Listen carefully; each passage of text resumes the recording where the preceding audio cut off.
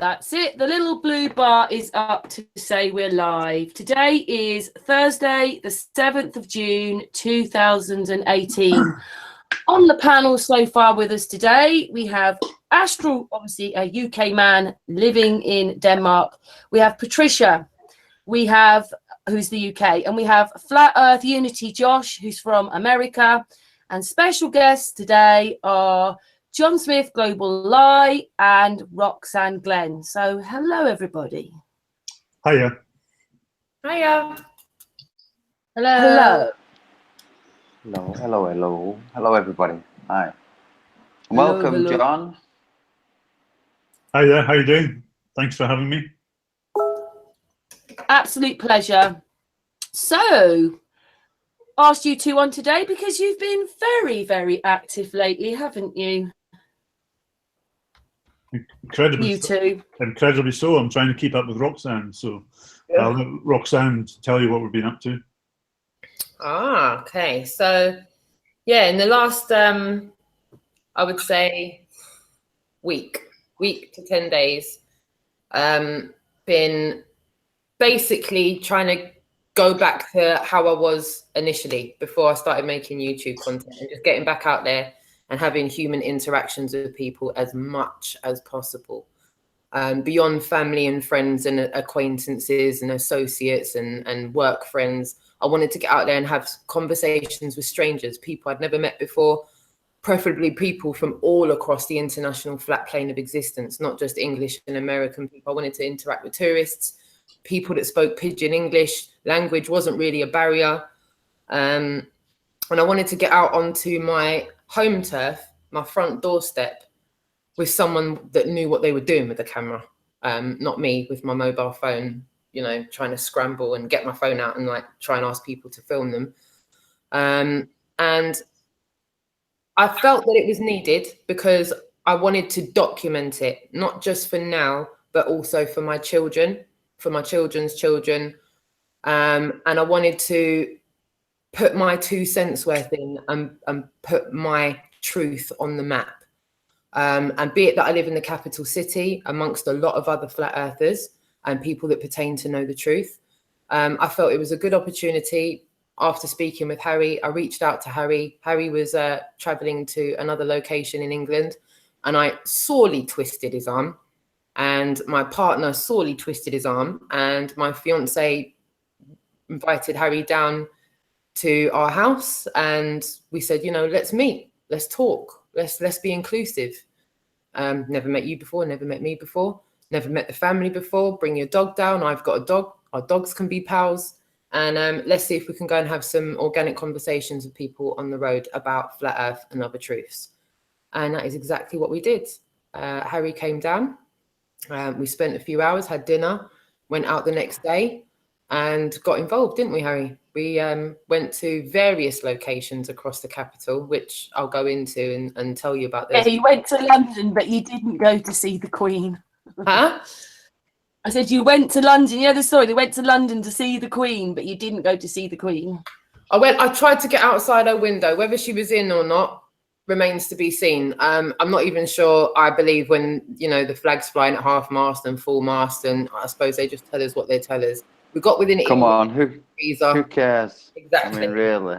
Exactly. I was more concerned about the inundated people outside Buckingham Palace and all the eyes and ears that, prospectively speaking, we had to talk to and to show the banner to. So the ethos behind the London activism for me and Harry was more so like a pop-up notification.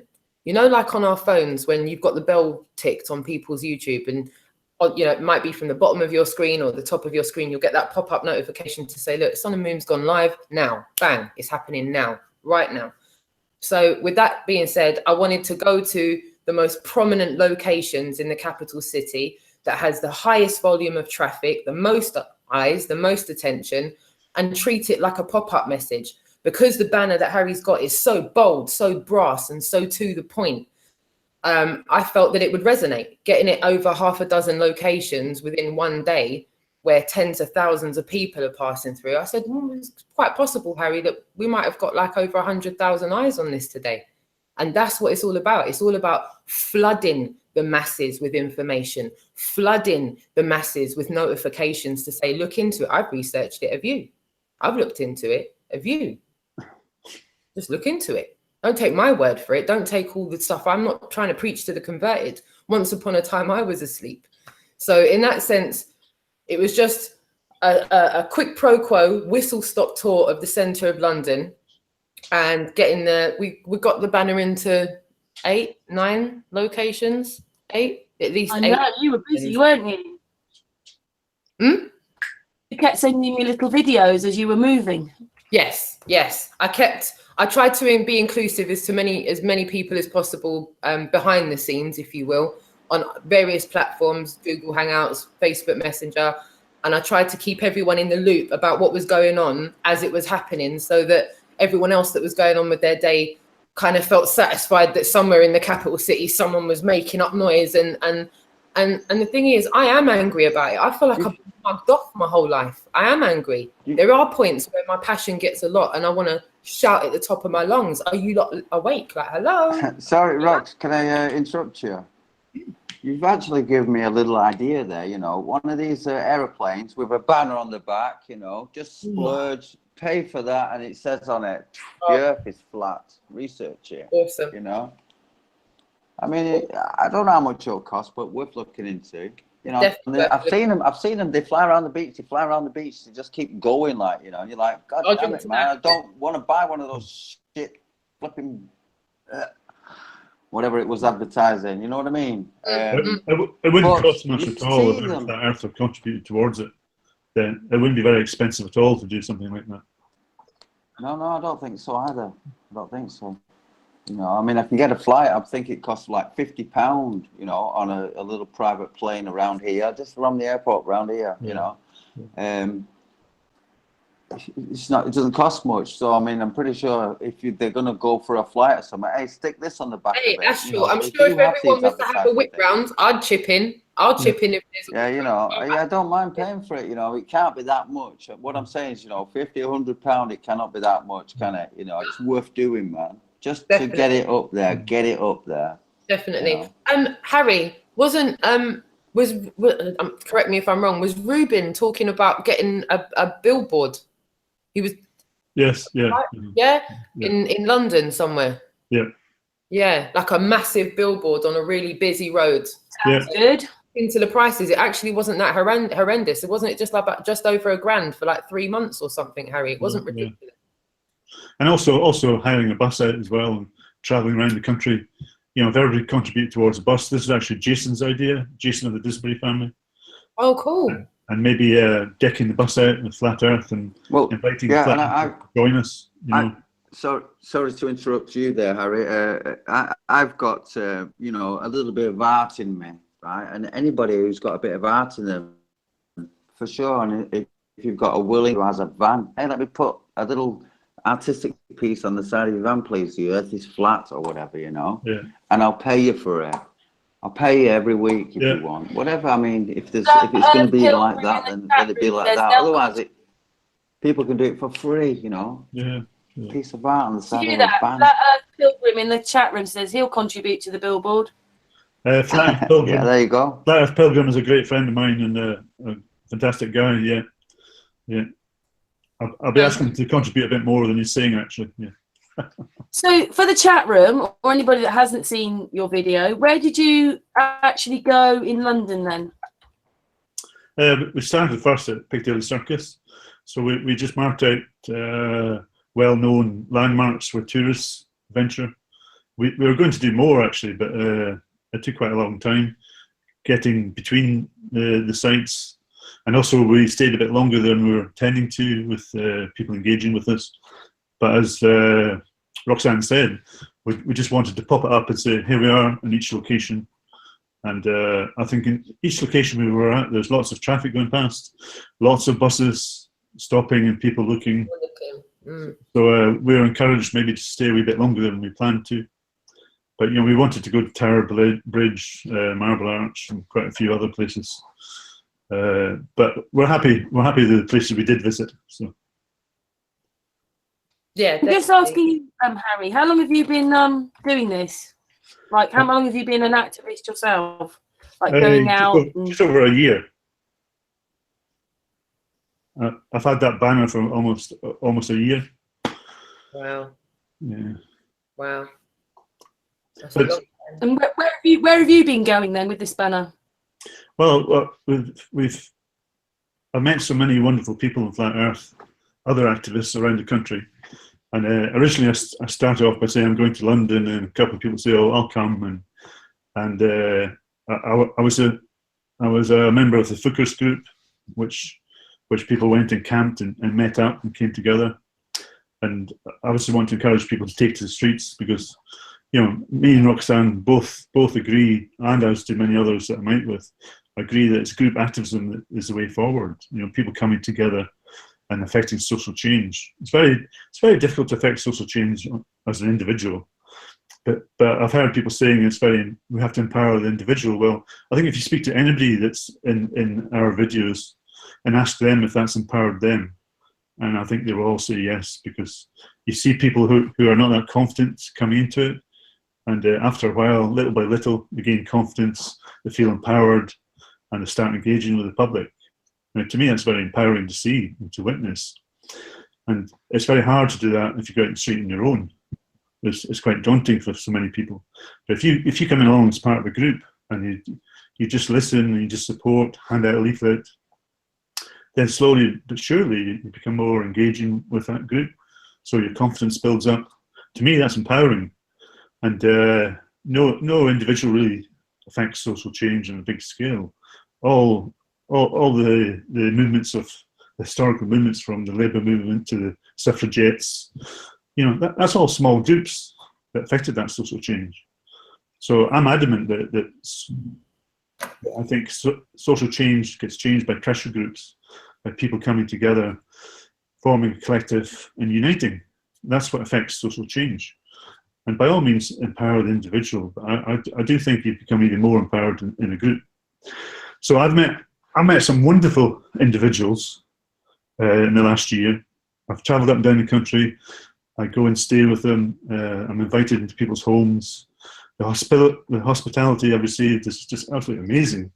And Roxanne being the most latest, her and the family opened up their home to me. They're a wonderful family, and I was so thrilled to stay with them, as I have with every other person I stay with. But I'm just the fact that this is growing, and so many people do think that group activism is the way forward to affect social change. And obviously I'll talk a bit more about London, because that one you did with Roxanne, but what are people like when you've been out on your own, or the other places you've been to? Are they very welcoming, or do you get quite a lot of opposition when you start talking? Yeah. Well, from my own, I've never really met any aggression or anything. It's people are very brave on a keyboard on the computer, but they're not so brave out in the street, face to face, in front of the camera. So I've not met too much opposition. Met many people who think I'm mad, I'm crazy, or disagree with me. But I've also met so many people who are open or do agree with Flat Earth. So it's a right mixed bag, I suppose. Well, if it's any consolation to you guys, I went to a garage today and I flat smacked the garage. What did you do? Well, I'm thinking of changing my car and stuff, and all that kind of stuff. But I told the manager, and he told the whole garage, and then the whole garage is there, and they're going, "What does this mean? And what's that?" And I was like, "Oh my goodness!" Oh dearie me. And I've done a garage in Newbury, okay? So how did you feel about it, Karen, when they all realised? Well, they go very interesting, or I don't understand, or I'm confused, but they're going to say that because you're telling them stuff that they've never heard before. No matter what we think, there isn't, without putting it into other categories, but when you talk about religion, we all understand there's different religions, and you can say, well, I'm a Protestant, this is what people will say, or I'm a Catholic, or I'm a Muslim, or those things, and we know what they are. But you mention Flat Earth, and they look at you as if, what? What is that? So that's what happens. And then Miss you Glen, basically, I've not I've you, learned but that a great way to explain what you are is to tell them that you're a post-globalist. Nice one, yeah. Nice one. Yeah, I like that. I'm a post-globalist. Wow. I like it. You're saying stuff that these people have never heard before. But regardless of how you ask or how you ask this question to people or put this statement to people, about them living on a flat earth, regardless of how they react, it's the same for us. You are kind of, in awe. You're kind of in what? You question it. I mean, I questioned it for a long time, a real long time before I fully succumbed to it. And even then I was thinking, this is a joke. It's got to be, and I'm a sucker. It's going to be one of those, ta-da, you've been punked type things.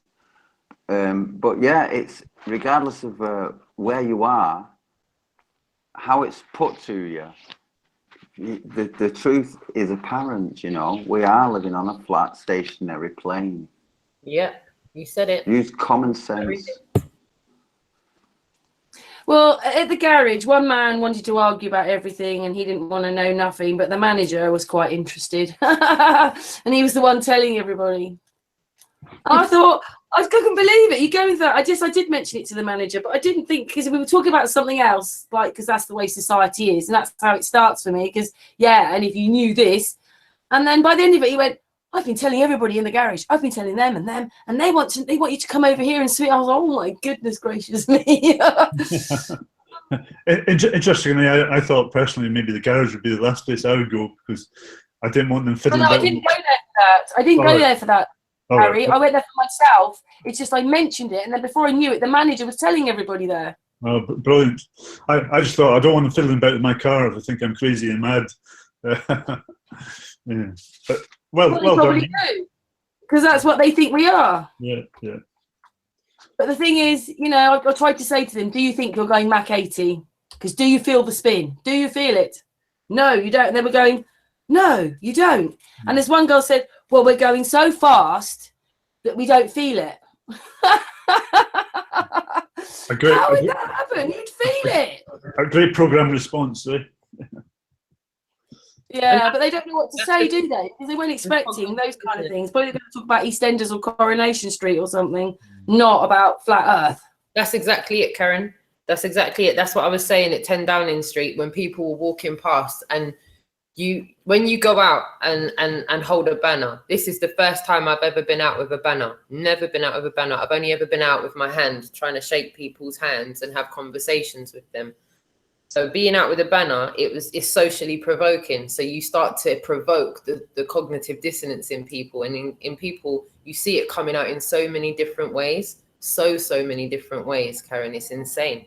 It's insane. But you get pertinent examples of it right there and then. Like in the video that we just done, Harry brilliantly put up an example that they have on a leaflet about cognitive dissonance. There was a lady that came up and she was like, I'm just coming up to take a picture. Harry says, why? I can't quote you, Harry. I can't remember what you said, but you said something along the lines of, why do you think you live on a globe?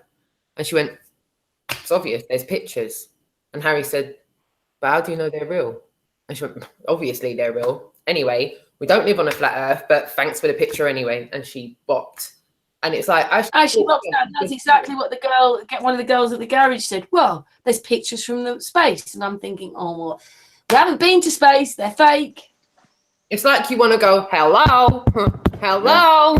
Yeah. Is there anything in there? That's the problem. No one is thinking. No one thinks. They hear it. It goes straight in one ear and out the other. They hear it. They're not listening. The Burberry manager, his answer was priceless. His answer was absolutely priceless.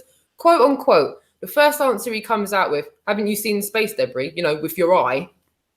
and then he goes, well, I've obviously seen it. I've seen it through the satellites, the space debris. And then as he walks back into Burberry to manage the Burberry shop, he goes, well, I've obviously, I saw it through a telescope, a telescope.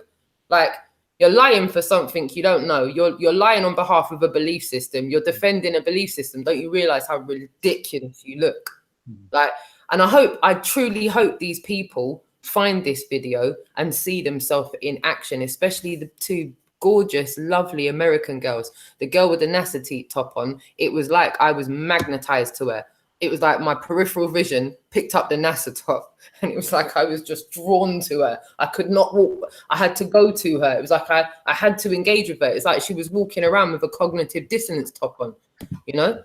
And the girl's reaction is like 99% of most reactions I hear. Why do you think we've gone into space? I don't know. I just do. I just do. Been indoctrinated around them though, isn't it? Since the 1960s, it's been there, unfortunately. Yeah, and now history will write in 100 years' time that they put a car up there, because the winners write the history, right? Not the losers.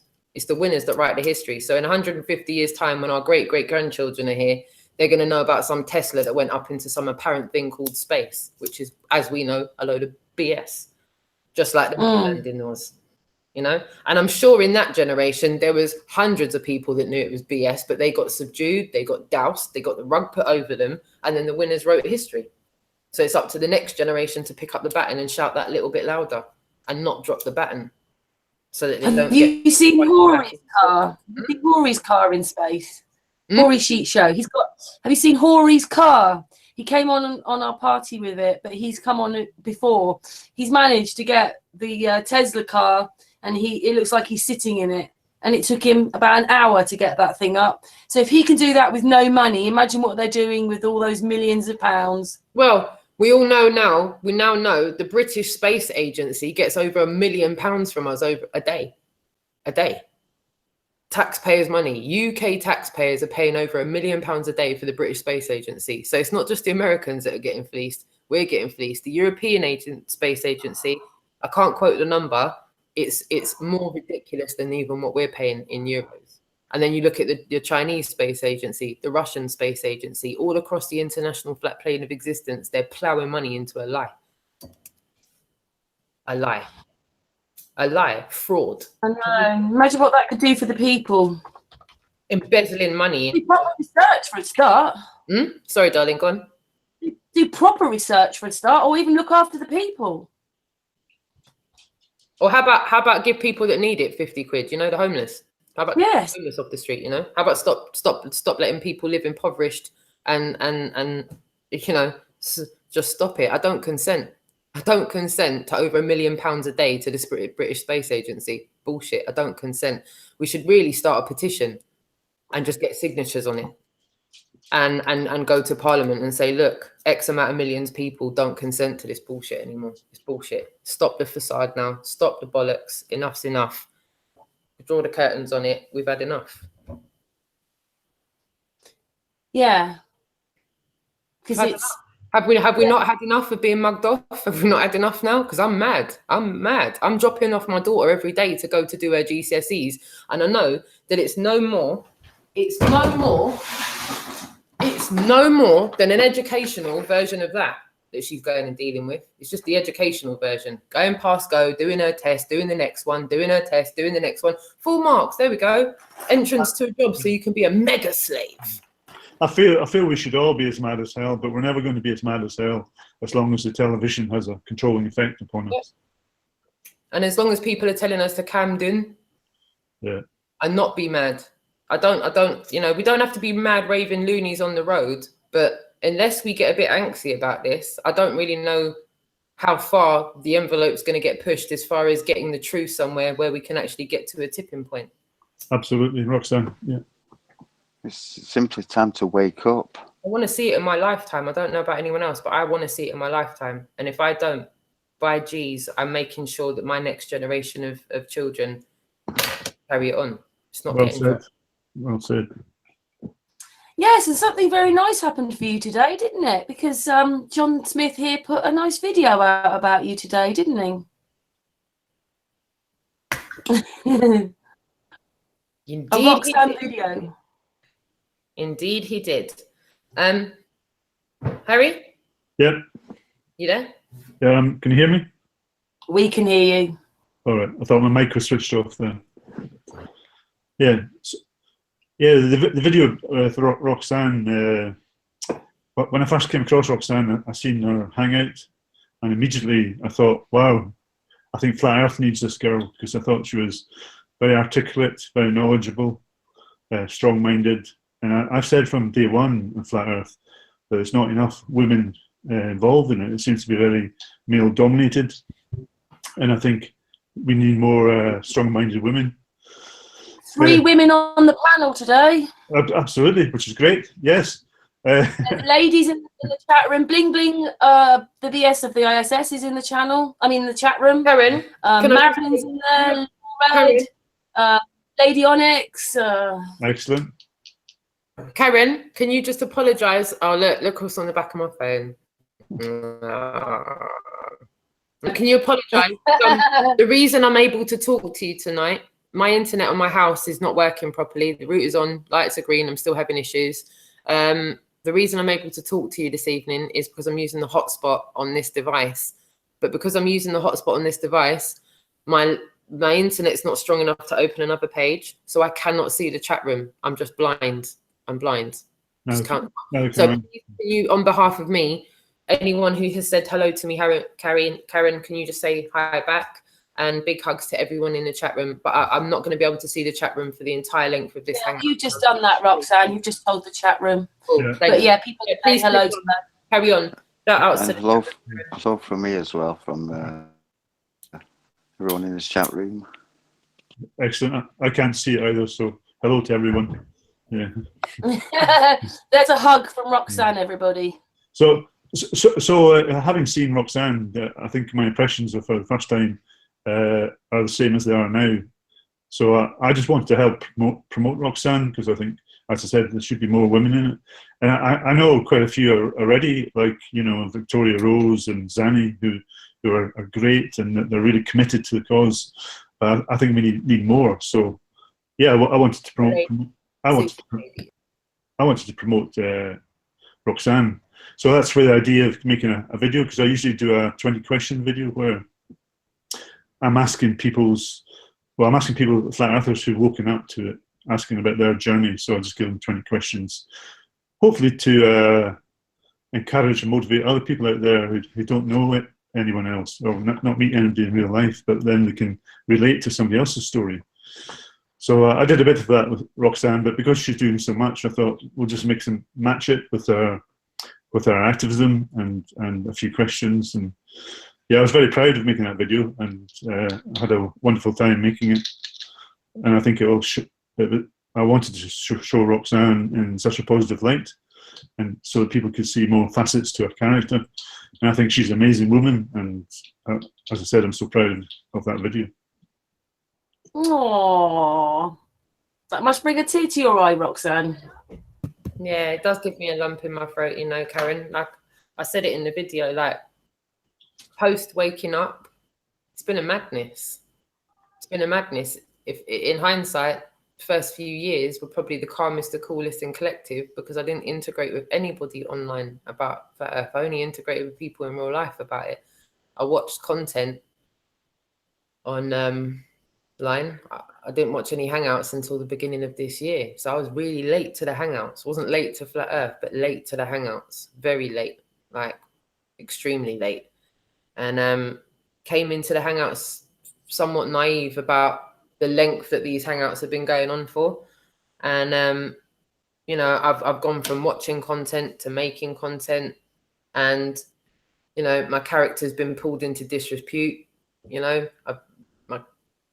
My character's been somewhat defamated by people, defamation of character on multiple levels. And I really felt it was an opportunity to maybe let people get to know me a little bit better.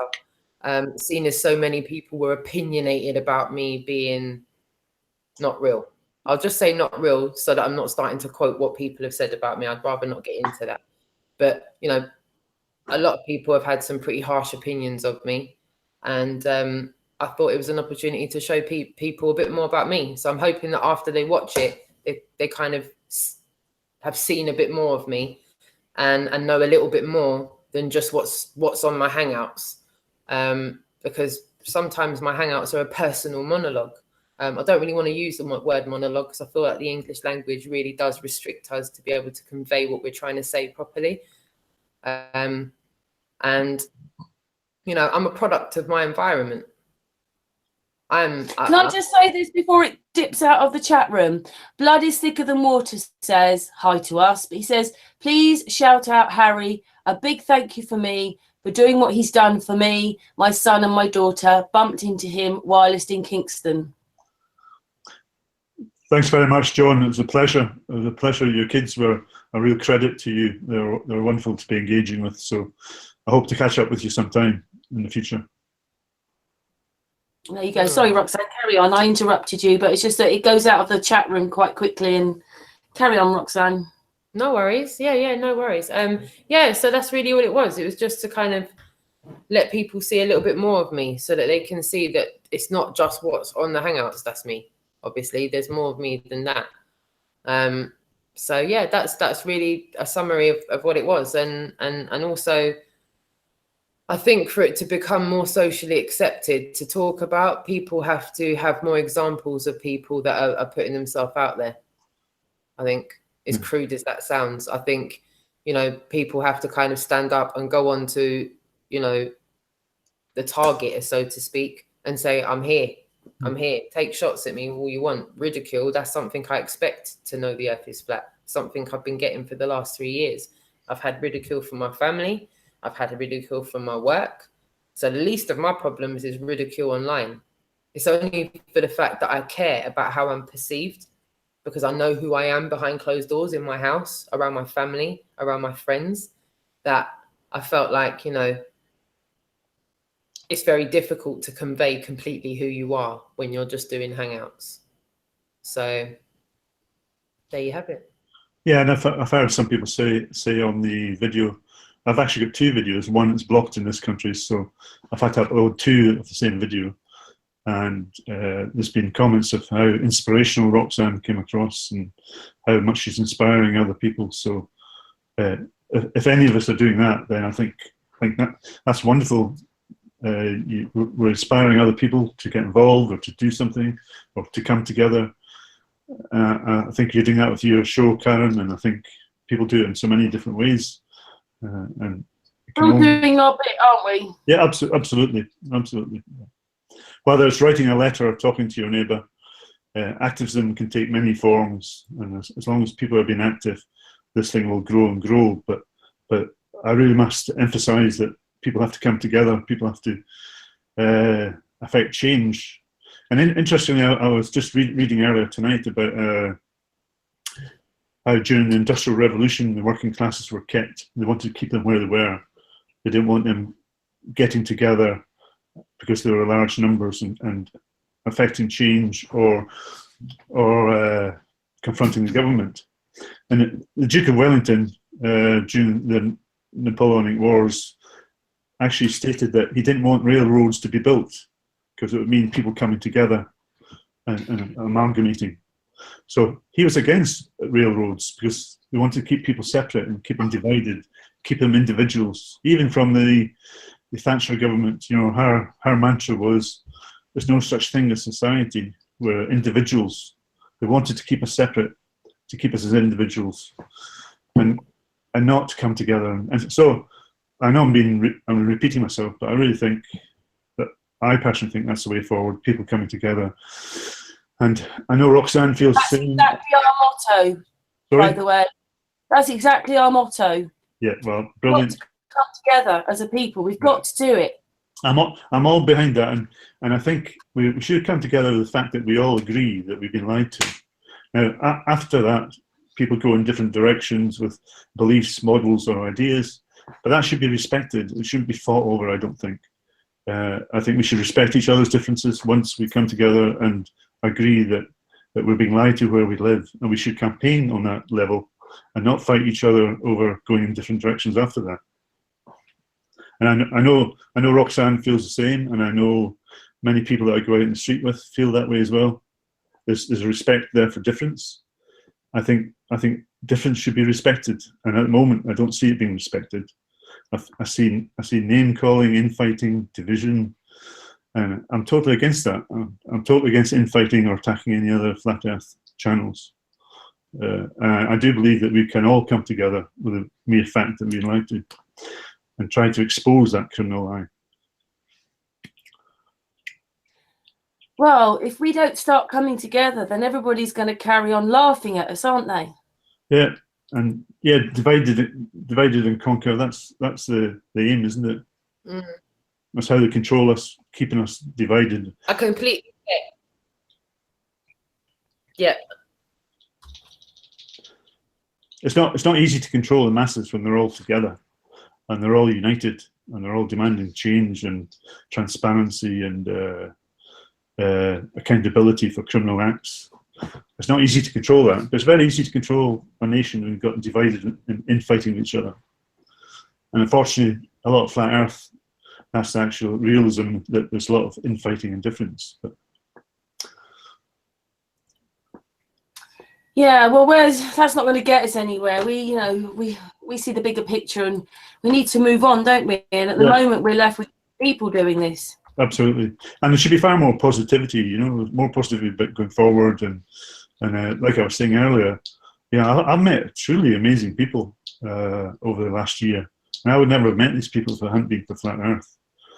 And even in the last week, I've come across 2 people who want to meet up, and that's really encouraging for me, and really rewarding when I meet them, and you learn more about them as a person. You think, wow, I would never have met you before if you hadn't reached out and we got together. Do you think that there's a silent majority out there, like, who are just silent about it, who know really but are just silent? Maybe like Roxanne, where they were just looking on YouTube and they don't speak out, but they're there.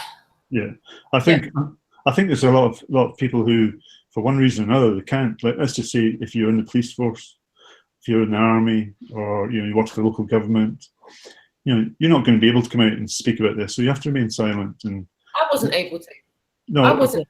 I had to have a notice in. After I started making content, Karen. Yeah, I may as well just say it. After I started making content, I made my first content video a couple months ago.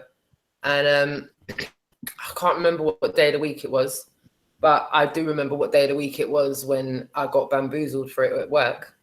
It was a Tuesday for a bi-weekly meeting. And I was bamboozled by my site manager, who then, he didn't blackmail me, but he started acting like a complete pillock on site. And he started, creating situations on site to ridicule me over, because he ridiculed me for the fact that I pertain to know the earth was flat, and he proper watched my hangout. He proper watched it all. And it ended up getting into a situation where we missed on site that my site manager was being completely complacent over. And when I brought up an issue, he basically said, well, you can tell the area manager, or I will. And he was ridiculing me. So in the office, he would say things like, well, don't take her word for it. She thinks fucking earth's flat. And swearing and using profusive language. And I'm in a male-dominated environment. And it got down to the point where, regional managers and stuff like that, they're kind of half taking the piss out of me and stuff like that. So, thank you, darling. Thank you, sweetheart. It was notice time for me. Yeah, that's what's happened to Lady Co-Pilot, isn't it? Yeah. So it's not cool. And I think this is like the first time I publicly said what the situation was. But that was the situation. And they tried to palm me off by jibbing me over. They were going to TP me over to a subcontracting company with no substance, no mileage, reduced pay, all of that crap. And it was like a throwaway. It was bad. It was really bad. There was no option for me but to hand my notice in. What, for just saying that you're a flat earther, you're a troublemaker, basically? No, I didn't walk in there and say I was a flat earther. I went and made content, didn't I? Went and make content on a channel that has my own name on it because I'm genuine. I didn't fully think it through. I said, well, you know what? I'm me. I'm going to stand up. No matter what's the worst that can happen. I don't work for any government agency. I work for a fucking construction company. What's the worst that could happen? What is the worst that could happen? Like, I'm going to get a bit of banter on site. That's the worst I thought that was going to happen. A bit of banter. Not to the level it got. I suppose, Roxanne, you then realised the amount of opposition that there is. Although I will say it only came from tier 2 and tier 3 management. Didn't come from any of the engineers. None of the engineers ridiculed me. My plumbers, my electricians, my labourers, my brickies, you know, you name it, roofers, scaffolders. In fact, the scaffolders were the best. Scaffolders are quite open to suggestion all day long. All day long. They'll talk to you about every conspiracy under the umbrella of Flat Earth and then some. They were the most receptive on site, the scaffolders. And that's something that still resonates with me to this day. When I see scaffolders on the road, I kind of want to go and engage with them and talk about it. A little bit like we did in London, Harry, with the pub, the Parliament pub. I was shocked at how receptive they were in there.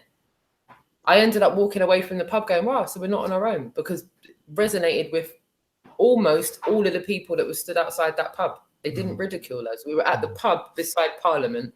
And the guy went, not only have I read about it today, but I've known about it before. And I wanted to know if he was talking about the Flat Earth Society. And he was like, no, it's valid. He went, no, it's all valid. No, it's terribly valid.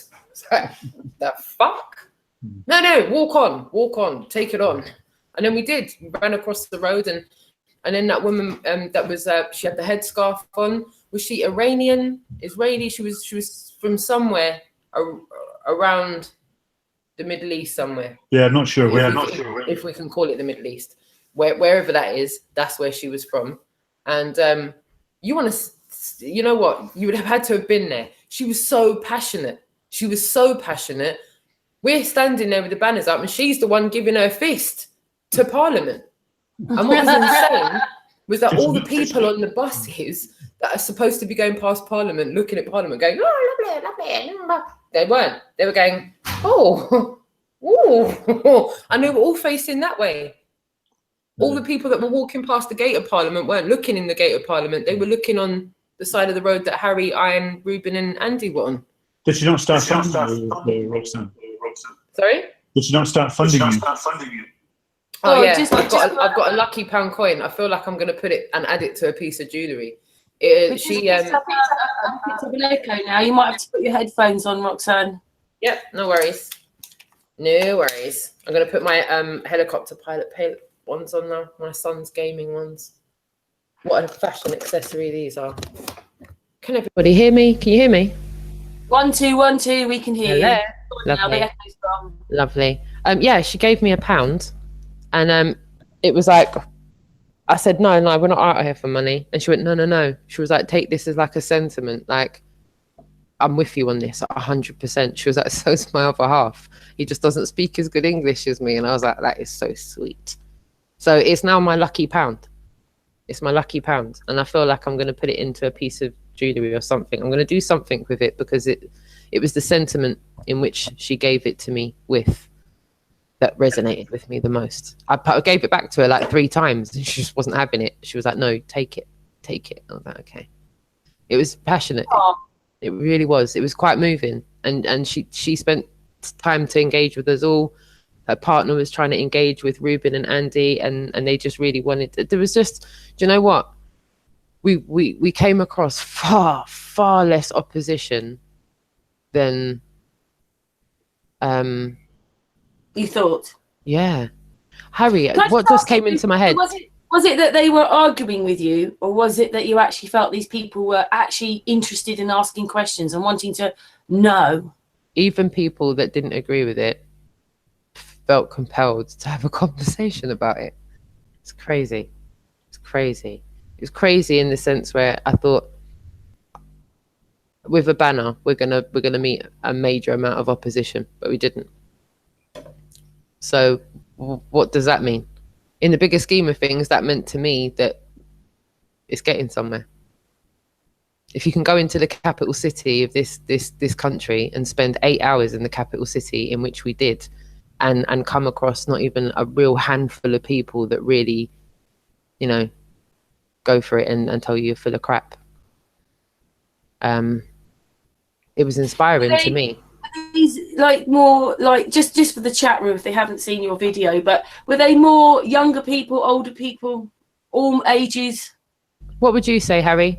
I would say a cross range of everyone. Yeah, completely. Young, right from 8-year-olds right up to that lady in Kingston, the old lady where her daughter popped off on one at me, and Yeah. she stayed to agree and apologise for her daughter's behaviour. And that, you know, the woman was completely open. She had a lot of other things, you know, a lot of other views on top of the fact of flat Earth. But she said, you know, well, what proof have they got of a globe? They don't have any proof of it. Yeah, well, right in that instant from that mature lady you're speaking to, just before that, we were speaking to John Jones's children. That's right. Yeah. Complete diverse age groups. Yep, exactly. So yeah, from like young kids to, you know, fairly old people, it all resonates with them all on a lot of different levels. A lot. So what was the nicest answer you had back when you were out, by the way? Just the fact that people were nice to you. That was the nicest part. Yeah, I know what one it is for me. Yeah. It's in Richmond. Oh, right. So, yeah, you go for it. The Iranian guys, the guys from Iran, yeah. them too. That was the highlight for me. One was a flat earther already. Yeah, he was a full-fledged flat earther through and through. Yeah, mine was when you got that £1 coin and watching the lady enthusiastically and passionately, you know, punch the air. With the fist. Yeah, it really. Do you know, I was going to say there's a few. I don't know if I could say just one. There's probably about 4 or 5. A lot. Even the Chinese guy at Leicester Square, like he was broken pidgin English, but what was on the banner resonated with him, and he agreed to hold it. And that's another thing I wanted to point out as well. Piccadilly Circus, Leicester Square, and Trafalgar Square. Yeah, those were all innocent bystanders off the road. They were just minding their own business, and I've rocked up with Harry in the banner, and we've, you know, Harry approached the guy at Piccadilly. Go on. He's actually a homeless guy. And Piccadilly. Yeah. And Yes. He's down in his luck, and he told me a story and how pissed off he is at the government not doing anything for the homeless. Then I mentioned about how much NASA get to him, and he was all up for it, for holding up the banner. And well, he was brilliant. And then Roxanne, you got a bit of help. You got a bit of help from the public. Yeah, to hold because to start with, for the first 3 places we went to, there was just the 2 of us. So if I was filming, we needed somebody else to hold the banner. So we'd ask the public. So 4 members of the public. Roxanne approached 2 Spanish guys. We had a guy in Leicester Square who was Oriental, and the homeless person in Piccadilly. Yeah. So 4 members of the public, yeah. Yeah, 4 members. And then Ruben and his brother came to join me and Roxanne after that to do the final 3 places. That was at Covent Garden, yep. Covent Garden, Buckingham Palace. And that was my first time meeting Ruben and his brother. I'd never met them before. We'd literally met about 3 minutes before we held up the banner. And we were that excited. We was like, now we can do the niceties after. Can we just get this up now? It was just so many people there. It was that, like I said, like a pop-up notification. It's like, we're here, we've arrived. Let's tell everyone. And been lied Oh, to. what? So Ruben and that just turned up and helped? No. But I invited them down, but I felt confident knowing Roxanne and Ruben. I knew they would hit it off straight away, and I'll let Roxanne explain that she did. So. Yeah, it was awesome. It was awesome. He's just an amazing human being, and so's his brother. From the second he opened his mouth, the tone of his voice, his body language, his idiosyncrasies, he was just giving off positive vibrations, and it resonated all around him. And it was, again, the English language fails me again, because I'm trying to convey the word honours coming to mind. Like I feel very proud to have met him and his brother, and I've spent that time with him, and to do something so amazing off the back of just meeting that person right there. Hi, hello, nice to meet you. My name's Roxanne. My name's Ruben. This is my brother Andy. Hi, Harry. Don't we? You have to remain humble. That's it. I think, and that's it. I think we've started becoming so PC in knowing the truth that we've sometimes become somewhat guilty of policing ourselves when we're talking, because we don't want to be seen to say this and we don't want to be seen to say that. But I genuinely did feel humbled and very proud and somewhat honoured to have spent time with them like that. And after we finished campaigning outside Parliament, we took some time and sat on that piece of grass in between all of the flags, and we took 10 minutes and just kind of on a kind of starter level. If you looked at it like a 3-course meal, we had a starter of conversations, getting to know one another and kind of first base as far as conversations goes. It was lovely. And then we walked to the train station and we said our goodbyes, and we hope to endeavour to see each other as soon as possible again.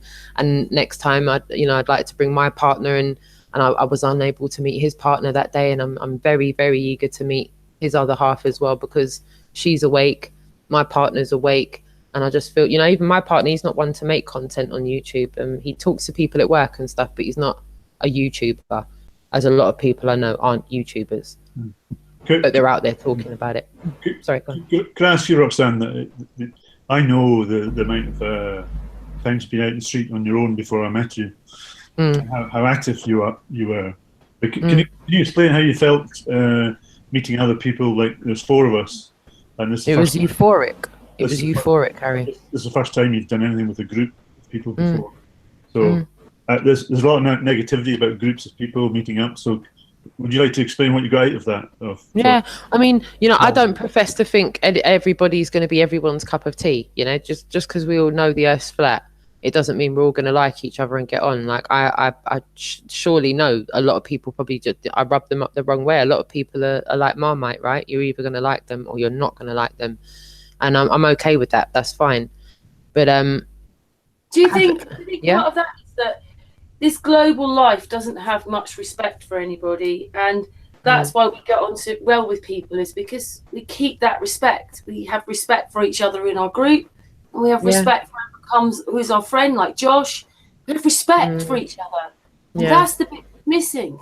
And I think socially it's been kind of socially conditioned to be preconceived as being somewhat of a weakling or a weak person because you like connecting with people and stuff. Not you, I'm saying one seems to be pre-deemed to be like that. And I think socially it's become a little bit like school, where if people like meeting each other and being friends, and some of the other kids don't like it, if you know what I mean. So I really think that there's nothing conceited about connecting with people, meeting up with people, and trying to network to get this subject socially accepted to talk about. Look at all of the horrendous subjects that can be spoken about in coffee shops with mummies and daddies and friends. Everything that's going on the television, messed up media. I don't say television anymore. The word that comes out is television. Television. And what comes out, you've got child exploitation. Some of the most horrific subjects are spoken about on mainstream media, and that is okay coffee shop talk. All of that is okay, acceptable coffee shop talk. But the minute someone publicly starts talking about flat earth, it's let's scorn them, publicly ridicule them, make them feel about 2 millimeters tall and get them out of it. And we have to get to a point where it's socially accepted to open up a conversation about flat earth and other truths. Can I ask you again though, just to tell me what you got out of so in comparison to before, and doing bits of public speaking, public conversations, meeting up with people, one word that springs to mind is euphoric. It was utterly euphoric to meet with such wonderfully like-minded people that had the same amount of ability and energy and pizzazz to want to go out there and go onto the front line and engage with people. No one needs to read a script to have a public conversation. An organic public conversation is not going to be like that, like it won't be in your front room. When you're talking to your loved ones, I'm not sure you're going to be as intrusive as to get paperwork out and start reading points and coming across like a university lecturer. You're going to try and have an ergonomic conversation and try and increase it to the level where you can start going back and forth with them about flat earth. And unless you do trial and error, unless you go out there and do trial and error, like I'm not perfect. I'm not going to be able to remember to say $52 million. There was a lot of times that I said 52 million pounds, but I'm out there. There was no script. Like, I was saying it from the heart. And yeah, the English language failed me sometimes. I was saying words that weren't completely accurate, but I don't feel that I was detrimental to the truth in any way. And as a result of that, I feel that it was euphoric, Harry. It was as much people that walked past and disregarded it. It was standing with people that I knew I'd met because I know the Earth's flat. I know the Earth's flat. They know the Earth's flat. And we're out here telling other people, do you know? We do. Have you looked? We have. Yeah, you know? And I have to add about Ruben, an amazing guy that he is. He's so committed to flat Earth. He does so much. Wow. He does so much of his own activism and his own creative ideas. But whenever there's been an event where we're going to go and do street activism, he's always been there, always wanted to be there, as have many others. Because there's I thought at one point he was going to propose to you, Harry. I thought at one point, me and Andy thought he was about to get down on one knee and propose to you. That was a beautiful moment. Are you able to talk about that? It was. Well, it was I feel I have to now because Yeah. people will be thinking otherwise. It was in the middle of London, in the middle of a hustle bustle street. There's hundreds of people walking up and down the road, and Ruben turns around with this beautiful velvet box, and he opens it in his hand like he's about to drop down on one knee. And I was like, okay, I've known this guy for 5 minutes. This is now out of my what's about to happen here? It was so sweet. Too, yeah. He had a big smile on his face, though. It was so sweet. It was so. What did you get then? A ring? No. I'm only joking. No. No, he just could give me a little flat Earth symbol, but that's the wrong word to say. A coin, should I say? Yeah, coin. Memento. A memento. A memento, yeah. But but as well as Ruben, there's about 12, 15 regular people who drop everything to come and spend their own money and travel great distances to come out on the street. Flat Earth paramedics. Yeah, and when we all see each other, initial response team. Yeah, and when we all meet each other, like I did with Ruben, it's like meeting an old friend again, and it's a sense of unity. You're all coming together to present a united front and to try and expose this criminal lie. And it's just, as Roxanne said, it can be quite euphoric, and it's also very empowering, I think. Yeah, incredibly empowering. Was it you were leaving stickers? Oh yeah. Oh wow. Yeah. Ruben beat me hands down. I think Ruben probably flat smacked about 500 plus spots, Harry. Like, that guy is militant. He is serious, Karen. He's got it down to a really fine art, hasn't he? He made me look like a nursery kid, like carefully stick it. He has it, and he knows where to do it. He's on his. You don't even see him doing it. Is that quick? No, he's swift. He's swift. Could take a leaf out of his book all day long. I don't know where he was pulling them out from, Karen, but it's like you pull his hand out of his pocket and bang, another one, bang, another one, bang, another one. And he was putting them in places that weren't very inconspicuous, obviously, but they were on points that would be extremely difficult to take the sticker off. And he knew his stuff. He knew what surfaces were, maybe I'm using the word porous, less and more porous, or whatever it is, and he knew what metal surfaces were more sticky and stuff.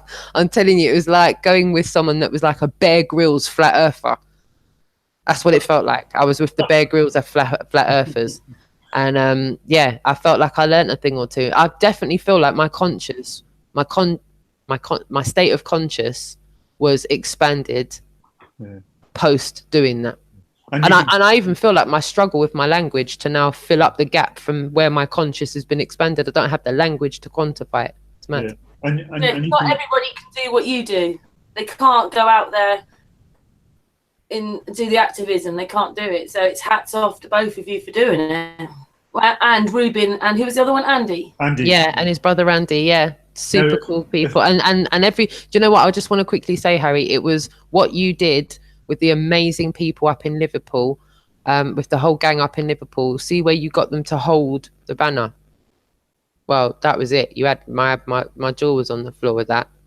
When I saw them unitedly standing there and holding the banner, I went, hold on. I'm seeing envelopes getting pushed here. Hold on. This is something this works with me.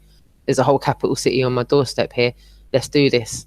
Like, let's just get the hands from anywhere. I don't business where we get the hands from now. Let's just go and trailblaze it everywhere. When I met you, Roxanne, I called you Roseanne then. It's all right. Sorry, I do that. It's all Roxanne. good. It's my pet name. It's all good. It's what you wanted to do, wasn't it? Yep, it is. And to see the progression where it's come in a couple of months from then till now, Karen, is like, for me, is awe-inspiring, because I'm like, okay, there's hope for us yet. If I can go from being a non-content maker and only a casual viewer to this point now, I know that there's hundreds of other people out there that can do this.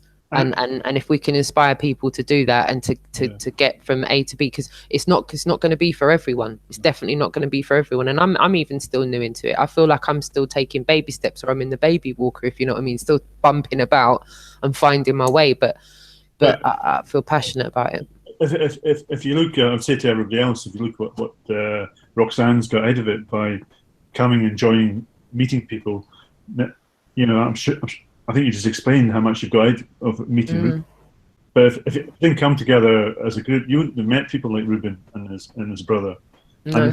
And I can tell you there's far more people like that I know that you will meet if you're joining up. And I'd encourage other people to do the same, because we don't meet these people. They just pass each other like ships in the night. But if we're joining together with a united cause, then you will meet amazing people. You also share what you're annoyed and angry about and what you want exposed. So, So what does your banner actually say then, by the way? What does it actually say? That's a good question. Yeah. It's just, do you want me to read it off? Excellent, because I wouldn't be able to remember every word. Yeah, that's fine. Okay, so in the top of the banner, it says, "You have been told lies," in big, bold. In fact, you know what? Let me just go on to my... Nice, all right. Let me just go onto my camera and I'll show everybody. And I'll talk at the same time so it keeps the camera on.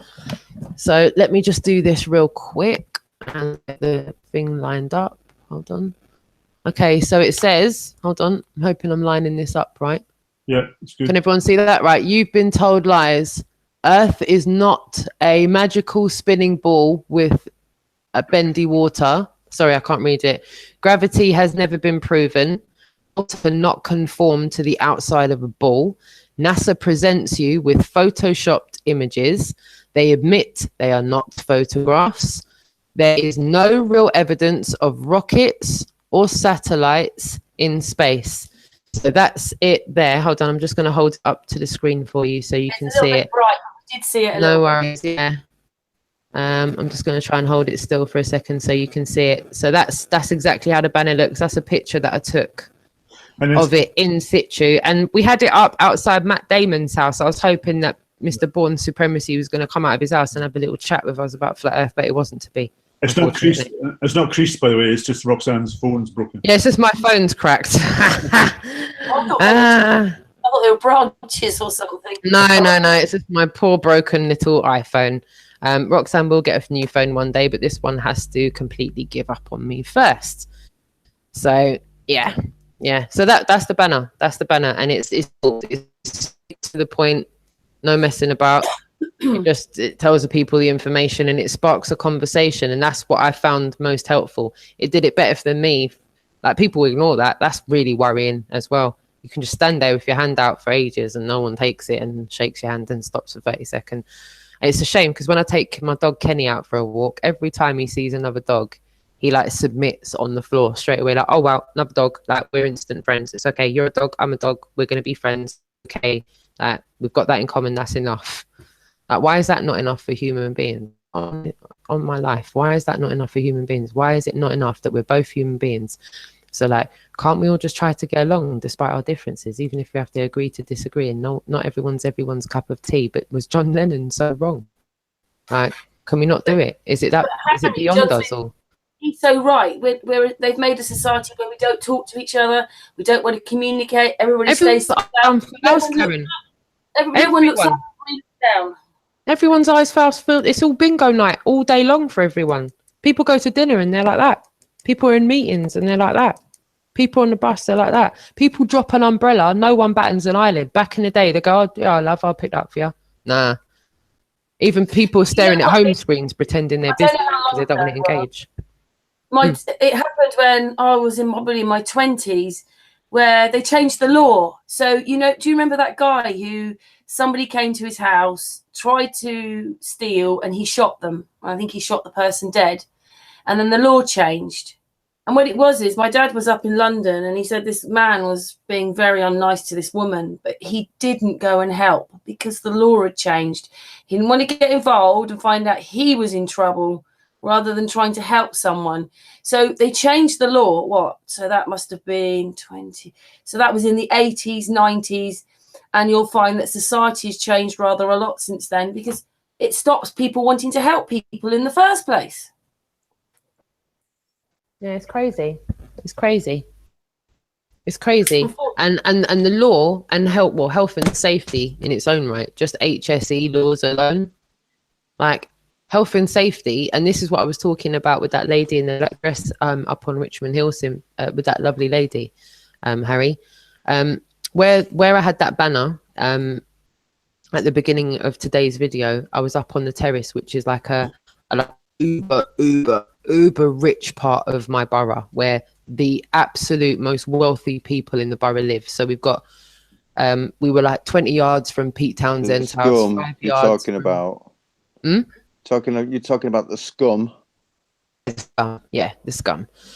So we were, all the people that were walking past were like either wannabe well-to-do, No insults. none taken. So realistically speaking, now I can't remember what I was going to say. What was I going to say? Oh crap! Sorry, it happens. Sorry, I lose track The of most what I was saying. affluent borough of Richmond, with all the rich and famous there. Yeah. Joke anything? No, sorry. Oh, never mind. Yeah, carry on, everybody. Nothing to see here. Sorry, Roxanne, I'll remember in a minute. Sorry. But even on another point, just with being up there, that's what I was saying. Health and safety. So, in my childhood, I've grown up in this borough since 1983. Right, so I've gone through my whole childhood, my whole secondary school life. Spent many years cycling around Richmond Park and the local borough. And back in the day, we were able to go on our mountain bikes, go from the top of Richmond Hill and zoom all the way down.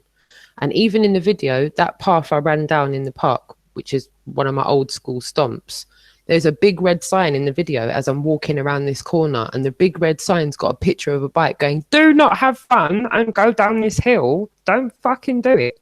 Yeah, it's like a right fucking health and safety sign going, "Thou shall not have fun. You will not climb trees. You will not do stuff that you did back in the day, and just be quiet, sit down and walk slowly, and try not to talk to anyone if possible." And it doesn't say all that, but it kind of, it's just fun. Just look, be quiet, don't touch the trees.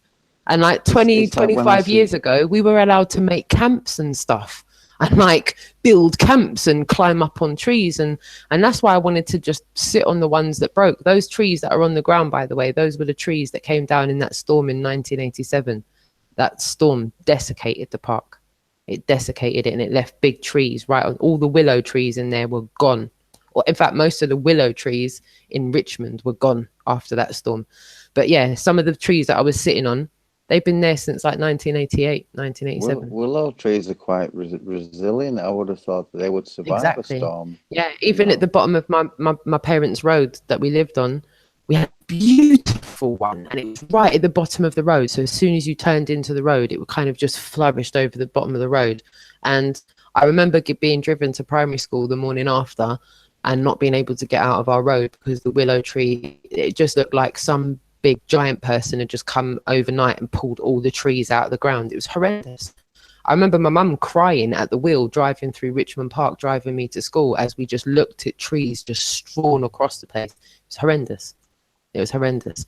But yeah, they don't let people do stuff that they did like 25 years ago. You're not allowed to cycle over 30 miles an hour downhill. You're not allowed to climb trees. Should you climb trees, the local community wardens will come and tell you to get down, stop having fun. Right? And if it's happening on that level, the mind boggles about how far up that goes. It even happened at my workplace. Everything was health and safety. I couldn't go into a resident's house without taking a picture of the front door, a picture of the front door mat, picture of the wall, just going like that, going into people's house before we can even talk about the work that we're doing, just should in case there's a scuff on the wall and they make out it's ours. Everything's liability. Everything is liability. And then you wonder how much of that goes into social situations and not just the workplace. How many people bring that scenario home and start doing that in their home life? I was guilty of it, for one. I don't know anyone that works in the corporate world that doesn't bring a percentage of it home. It's difficult not to. The corporate environment makes you bring your work home. Anyway. Just asking John Smith, Harry, what's your family like towards you then? Is your family with you, or do you struggle like the rest of us? Yeah, I don't have any direct close family, so I'm not in contact with any family.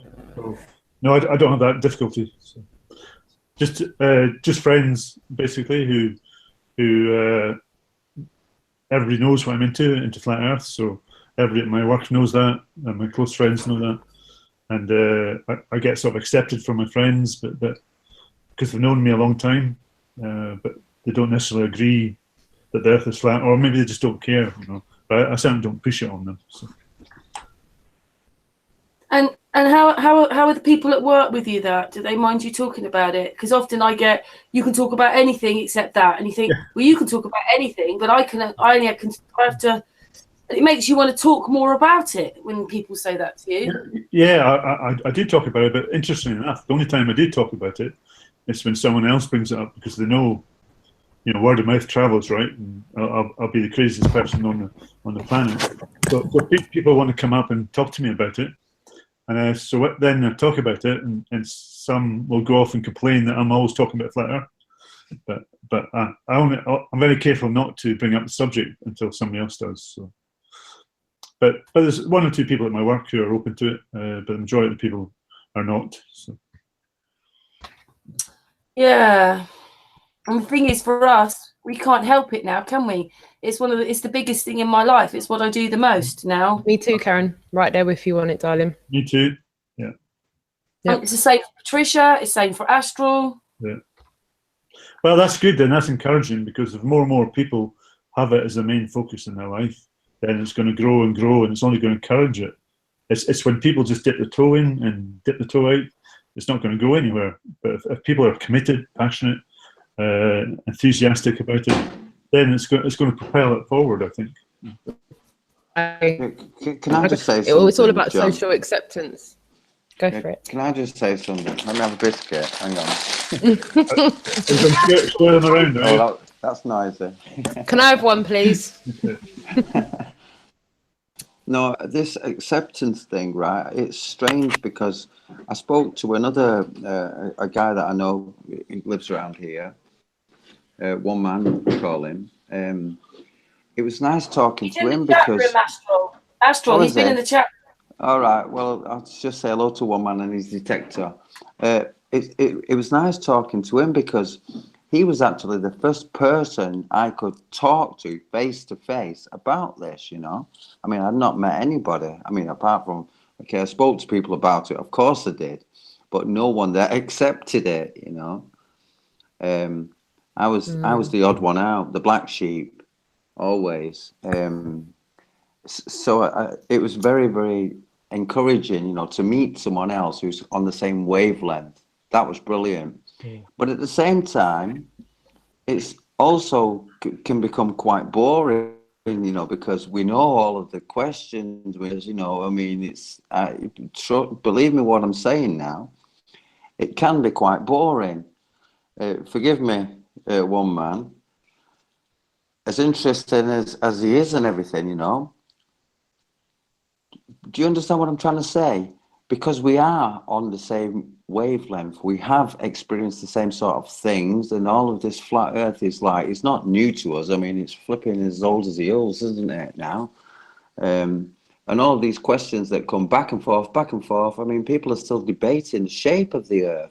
God, it's like that's not debatable any longer. It's never been. Yeah, unfortunately, it is. And yet, unfortunately, yeah, that's the thing. Yeah, it is. It's still debatable. Yeah, for a lot of people, and even for a lot of flat earthers, it's debatable, and it will be. I mean, some people have not even heard the term flat Earth. When we're out in the street, you get some people who've never even heard of it. So it is debatable for a lot of people, but not so debatable for us who've been into it for a few years. But unfortunately, it is debatable for so many people because either they're very resistant to it or they've not heard of it. So they're at the start of that debate where we're well into it. Where, as you say, it can become very boring and mundane, or hearing the same questions over and over again. But unfortunately, you have to revisit that. So, I mean, please don't get me wrong. Please, nobody get me wrong. When I say it, I mean in a light-hearted, in a good sense, right? But basically, it's this. I don't talk about what's going on the news. I don't read the newspapers. I don't follow everyday politics, I call it. So I'm not with that. You're a dangerous And then man. the only thing that I do concern myself with is things that I would like to know more about. This flat Earth, for instance, right? And then you immerse yourself within this subject. The only thing left to talk about is this subject. And when you do meet someone, you're talking about this subject. It's kind of like, oh, okay, yeah, fine. We've spoke about that. I know all about that. I know all about that too. And that as well.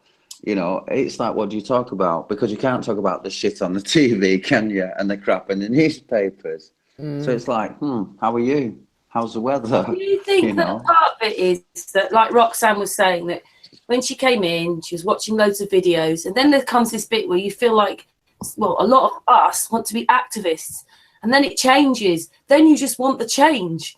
You want the whole earth to know. We've gone past watching the videos, debating or thinking or wondering. We're never going to know everything right now because no one's doing enough research. We need something like NASA on our side. What? That's another thing I wanted to talk about as well. It's about people slowing down enough to start looking maybe at people that are trying to do research. And I don't have any suggestions, so don't think I'm about to vouch for anybody, because I'm actually trying to wake up a family member of mine that has been so heavily indoctrinated. They've got PhDs. They've got 2 of them. Got one in mathematics and one in science. So I'm trying to wake up a family member of mine to help the truth, because I feel like the more majorly indoctrinated people that we can find, and I say we as human beings, that can then pertain to know the earth is flat, I feel like if you're that heavily indoctrinated, you may be able to help better unpick the bullshit, if you will, because if and I say if, a massive if we are to, and I say believe because I think, and I'm policing myself right now with my own words, I think that beyond our reachable generation, so I'm talking about primary knowledge, so beyond anything my grandma could tell me she saw physically with her own eyes, I pertain to only believe what I'm told, right? And I'm talking about even people saying, well, Copernicus apparently said that then. Well, that's beyond a couple of generations. So I'm taking that. Did man even exist though? Was he really real? Because remember, the winners write history. So how much proof do we have that even my man was real? I don't have no proof of that. I don't have no tangible evidence that even Copernicus or freaking Christopher Columbus existed, or George Washington. We don't have no direct primal knowledge of these things. What do we know? We know what we've been taught. We know what we've been told. But what do we actually know for ourselves? When you look at, you knew nothing. Yeah. So when you look at like populations on the international flat plane of existence that are untouched by Western civilization. Western civilization is a term coined by whoever, I don't know. So let's just say they're untouched by infrastructure. yeah, to be more generalistic about it. Yeah, so there's populations of indigenous folk that have been there for a few generations that pertain to know the truth that they know. Now, even programs that we've seen where people have gone into the rainforest and people have gone into, you know, bumfuck Idaho and met people that have not met people before that have been from infrastructured backgrounds. You know, even those programs that we watch, they're subverted. They don't talk to them about any kind of truth like that. They don't talk to them about, do you think you live on a globe? They talk to them about, you know, what leaf is best to treat that wound with. What are you using? Because we use paracetamol. So really, we only know. Can I interrupt you? Yeah, go for it. Go for it. It's like I heard a story about the Maasai. You know, the Maasai warrior. It's funny because someone mentioned it the other day. John Cowie, I believe. Anyway, the Maasai, they have like camps and little, you know, villages there in Africa. And they take the tourists there, and of course the tourists pay money to see these villages and the chiefs and stuff, and they give them things. Oh, thanks. They give them gifts, you know, little giraffes and little ornaments, knickknacks that the locals have made. And these locals, you know, of course they take hours to make these things, but the problem is this. They get into a taxi, and the taxi is actually that corrupt that they take probably 99% of the money, you know, and it's arranged through like tourist agencies, you know, bureaus that these people go on holiday and stuff. And it's just so corrupt that the actual people that ought to be getting the money for their efforts are barely getting it, you know, a dime for it, you know, and it's a sad thing, you know. Someone's got a little bit of something's going on with their stop now anyway. Yeah, carry on, Astral. Everybody's gone. No, I'm here. But yeah, I think it's you, Roxanne. It's you. That's that headphone moving. Sorry. Right. Okay. So let me just keep it still. So yeah, like even with, you know, what we've been told, you know, for now, what do we know much more than what our primal knowledge is? And I pertain my primal knowledge, what my direct elders have told me they've seen for themselves, they've lived through themselves. But other than that, any further back than that, I'm pretty skeptical about anything I've been told, if I'm being honest with you, because I'm like, well, it's all secondhand knowledge, isn't it? It's all knowledge that we've got from generations before. So it's up to us with our discernment what we're gonna pertain to be true and pertain to be BS. Once upon a time, I thought Nibiru was legit. You know, you have to be very open-minded still, obviously. I'm not thinking of Nibiru, but I'm thinking about ancestors and, you know, ancient beliefs, druids and that kind of, you know, lifestyle. You know? I mean, even this week, I had a pal of mine over, pal of mine that I've known since childhood, another pal of mine that I'm trying to wake up. I've managed to wake up one completely since I started making content, and it was making content that might have been what resonated with my pal. Even in my hangout just the other day, his niece was in the chat room, and it was only towards the end of the chat I realized she was in the chat room, and she's only like 15 years old, but she wanted to click and watch, bless her. So even this week I was talking to my pal, and I realized that we're way off. Like if I've said it before and I'll say it again, like if I'm talking about alpha beta state 9 being fully asleep, I think my pal is at about a 6. And the reason I say he's at a 6 because he's sitting there talking to me about some 3-hour hangout he was listening to on YouTube, and they're talking about the Anunnaki and Sumeria, and I think, wow, that was part of my journey in awakening. Actually, I went on my own. I wasn't awoken by anybody. I went on my own tangent, but I had to go through all these levels first. I look at it because it's my journey. I know that no one else might relate to it, but in 2007, 2008, I was fully fledged involved in looking at Nibiru. I even developed a Facebook page to ask my friends who ridiculed me about it. And after a few dates passed, I realized, okay, well, I'm not really seeing any tangible proof of this. So I'm going to leave it until I see something that's provable. And then, you know, second, third time around when Flat Earth popped up, I looked at it, and here I am today. And I feel like with my friend who's at the Anunnaki stage, I was trying to showing bits and pieces and talk to him about pieces, but I could see that it was just a head fuck for him. Excuse my language. I could see at some points his head was spazzing out.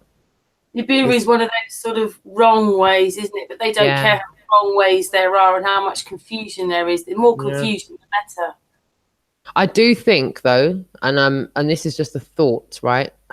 I'm not sure if I understand fully what's going on in that amazing light show up there, but I have seen a lot of content online about this second son, and there's a lot of things going on about the son.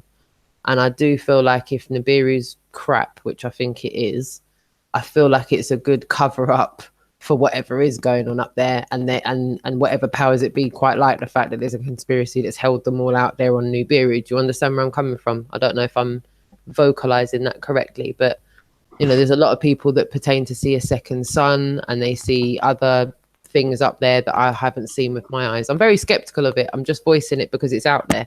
I'm not saying I agree with it, but I you know, having woken up to flat Earth's the one thing that I can say that I can measurably pertain to be true, 150 million% true. Yeah, it's not something you think. In the 3 years, in the 3 years I've known it, before I've made any content, I've been involved in it for 3 years. And what I mean by saying involved in it is I've been looking at it for 3 years. I spent the best part of those 3 years still trying to prove to myself that, you know, what I was still trying to prove to myself in the initial days. You know, the initial days when I woke up to flat Earth, I spent night after night after night trailblazing the internet for legitimate images of the globe. Because I wasn't buying into flat Earth. I wasn't coming out of one belief system and going into another one. I would be damned if that was going to happen. So I was like, right, well, I'm going to need to just prove this flat Earth thing to be bollocks. And 3 years down the road, a drone. You know, I'm going to invent a drone. It's solar powered. Invent a drone. It's solar powered, and it will charge itself. It will rise, just rise. Take photos. You know. Just let's do that. Let's get a drone and put like 4 cameras on it. The government have hundreds of those already.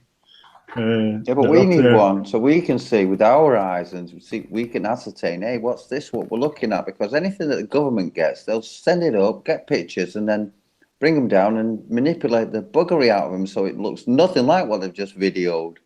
You know, believe me. Wow. Anything they tell us is a lie. Obviously, I saw the video of Roxanne today that John Smith did. Is it that you've got a drone as well then?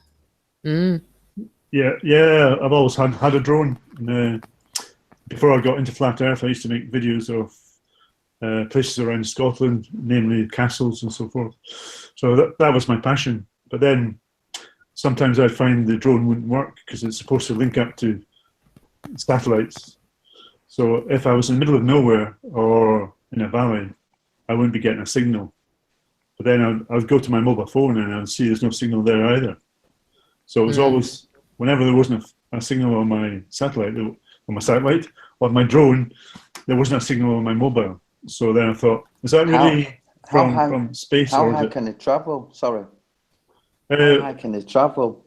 Well, I had some drones before. There was no restriction on how high or how far they can travel, but now they're putting restrictions in it. So, for example, I was in Liverpool and I was flying towards the Anfield Stadium where Liverpool play, and it just stopped suddenly because it's in a restriction area. So that okay, no, but what I meant is like, how high are they able to fly? I don't mean like any laws. Forget about the laws. I mean, how high could it go up? As high as you could just send as high as you want, but it depends on how long the battery. Well, can it go like 100 miles up into the sky? Well, I'm not sure how far the signal would reach, but it's certainly. No, that's what I'm thinking. If the signal could be in some way, well, I suppose it could be just hung in a basket underneath itself, and that would keep it going up, wouldn't it? You know. Yeah, absolutely. And then certainly at some point it will have to fall down, something or some sort of device. Yeah. Can I just say that we've heard, all of us have heard Roxanne's story about how there I was watching videos, and then I suddenly got into it a few months ago, and now she's an activist. What about you? Sean Smith. What was it for you? How long have you been a flat earther? What happened for you? What made you wake up? It was 2015. I actually forget. It's 3 or 4 years. But it's a drone that made me wake up to that I live in a flat plane and not a ball. So it's before I've seen any YouTube videos. So I was questioning whether the signal was actually coming from space. I was suspecting it was coming from land-based.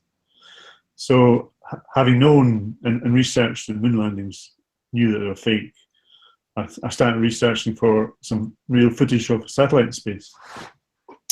Of course, here I am 4 years, still looking. And then I started looking for real footage of a rocket in space, which I couldn't find. So I can't see any rockets, I can't see any satellites, and the moon landings were fake. So why are they lying to us? So then I started thinking, well, perhaps we don't live where we're told we live, like on a ball. But I couldn't really articulate the fact that it's a flat plane. I didn't know for sure. And then I think I was watching some martial arts YouTube video by Eric Dubay. And then I clicked on one of his other films, Flat Earth. I thought, oh. And I looked at that. And of course, having researched so many subjects before I came to Flat Earth, I said, well, why wouldn't they be lying about this too? So then I started researching it and it became obvious, yeah, obviously we're not on a flat plane. Sorry, obviously we're not on a globe, we're on a flat plane. So I was quite, felt quite good about myself that I'd actually came across the subject before people were telling me about it, because these drones are not working off satellites, you know, they're working off land-based signals. So that was my journey into it, yeah. And then what did you start doing? Because there's a bit of a distinction between thinking about it or knowing it and then being an activist. So when did you start becoming an activist and going out with your banner and stuff like that? Well, I think I said on Roxanne's show that 3 days after I discovered Flat Earth, I had an accident, and I thought, shit, I'm not going to be able to tell anybody about this. I'm not going to be able to do anything about it. So when I woke up and recovered, I thought that's going to be my focus, because you know, your life can be taken away tomorrow, any day. So with the passion I've got, I wanted to go and make a change. I wanted to make a difference. Going out in the street, well, it's not natural to me. I don't think I'm a great communicator. That's why I admire Roxanne so much. She's very eloquent and good communicator. So I didn't think it was my bag, really. I didn't think it was my forte, but I just felt compelled to do something, and that's why I decided to go out into the street and do something about it. And here I am today, meeting wonderful people like Roxanne and Ruben and plenty others. I don't want to start naming them because I'll leave somebody out. There's so many people, and wonderful people. Do you feel like, in a sense, I feel driven to do this because I want to bring people together, and hopefully maybe people see this channel, or more people come and talk to us, and I feel driven. I mean, I couldn't even have it in the garage today. Yeah. You know, it's not something. You're doing that brilliantly, Karen, because I've seen the guests from around the world that you're bringing together, and it's fantastic. We're all doing that in our own way, and you're using the word driven, I'm using the word compelled, Roxanne will use another word, but it's all the same meaning. We have the same energy, the same commitment, and if we can join with other people that same passion, that same commitment, it can only propel this further forward. Yeah, I'm the same. I feel so passionate, and like I said before, I know that not everybody's going to be everybody's cup of tea, but I think if we can all at least make the effort to meet each other in real life and give each other a chance in real life, like in person, in human, because we're only ever going to get some essence of who we are on the camera. But for those of us that are over in the UK, what reason have we not got to meet each other in real life? And I don't need friends. It's not about needing friends. I don't mean it like that. I mean, I don't want to use the word magnitude, and I don't want to use the word gravitas, but the enormity of this subject that we're talking about, flat earth and all other truths, is that not a big enough deal to actually go out of our way and go, right, from one human being to another, innit? Like, let's meet each other, let's shake each other's I think hand. that's Because it, waking up actually. to this, Waking is probably one of the most arduous journeys. And I'm a mummy of 2. My son was born at 10 pounds 2 ounces. I've gone through some arduous stuff, like a lot of people have. But I think we can all agree waking up to flat earth is most probably one of the most arduous journeys we ever have gone through in our life. And I know that we might have all woken up at one point and just assumed that because you've had to go through an arduous journey, we would all assume that no one out here would be obtrusive. Why would one go through such a journey to wake up only to get here and then not be humiliative once we're here? So if everybody is equal, if everybody is on this international flat plane of existence on an equal plane, and there's no hierarchy and there's no brown nosing and there's no I'm up here and you're down there, are we not all equal to say, well, no one's too big to gig, no one's too big to not meet each other? Not for me to say, oh, well, you know what, I might not want to meet you and I want to meet you. I want to meet everyone, even if they don't like me, because I at least want to give them a chance in real life to know me. Yeah, I realized I might not have hit it off in the right way. Like a lot of us might not have hit it off in the right way with people. I'm not naming any names, not going there or anything. I'm just saying, as one human being to another, I'm reaching out to every human being that's listening to this. And it's not about me, it's about the truth. If we're all human beings, first and foremost, right, we just reduce this down to a singular. We're all human beings. And if those of us that are communicating pertain to know that the earth is flat, and we're within reach of each other, should we not just have a conversation and shake each other's hand and go, right, it's not about being friends, it's about communicating as human beings? Because what are we trying to see in our lifetime?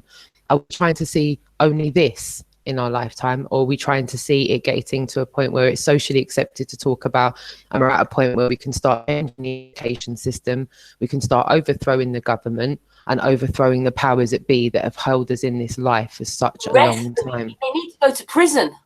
Of course, it's the biggest crime ever committed, because it's the biggest lie. None of us not allowed to know where we live. There should be accountability and transparency of the criminal lie that was being bestowed on us all of our lives. Yep. Also, I like the word that Roxanne used there about being human beings. We're human beings. We've all got hearts, feelings, emotions. And that's the bit that seems to be left out. We're not really human beings, are we? We're just little robot ant things that are working for a system. Can I just say something? All these politicians that are supposedly doing good work and good jobs, and they're supposedly listening to what the people say, right? Well, if there's any politicians listening, look into it for them. You know, for all of us. Yeah, for everybody, you know. You're absolutely right, Astral. You're absolutely right. From just one human being to another, can we not just reach out to everybody? And it's not about, like, you know, no one's on a pedestal. I'm just saying it as a humble human being. If there's anybody that's a human being that wants to meet up in real life, I'm down for that. I'm fully down for that. People think it's a joke, don't they? You know, and it's not no joke, Astral. No, exactly, it isn't. It's a serious matter, you know, and the more that people realise we're not joking, because when I mention it and I try and red pill people, I don't try, I do successfully, regardless of the result, you know, I red pill them, but I'm losing my thread here. Sorry, I'm brain fat. I'd like to meet you, Karen, in real life, right? That's something I'm on a mission to do. Yes, we do. I'm hoping you're looking for a lovely restaurant, like on the coast, preferably.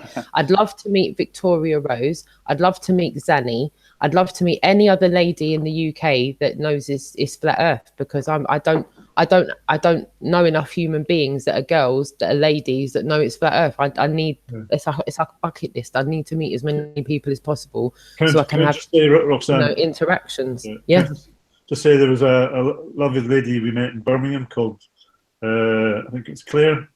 Oh, I'm not sure. I could have got that wrong, but she was. Say that again. Sorry, it cut out. Sorry, Harry.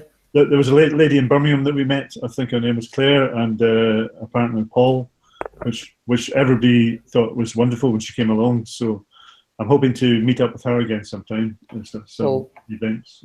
Cool. Can you talk anything about who you're meeting up this week, Harry? Can you not this week? Can you meet up? Can you talk about who you're meeting in the next few days? That's a bit bait, saying it on live online. Like you can, or just keep it up your sleeve. No. Can Go you? on then. Tell us. It's really cool though, because it has it all.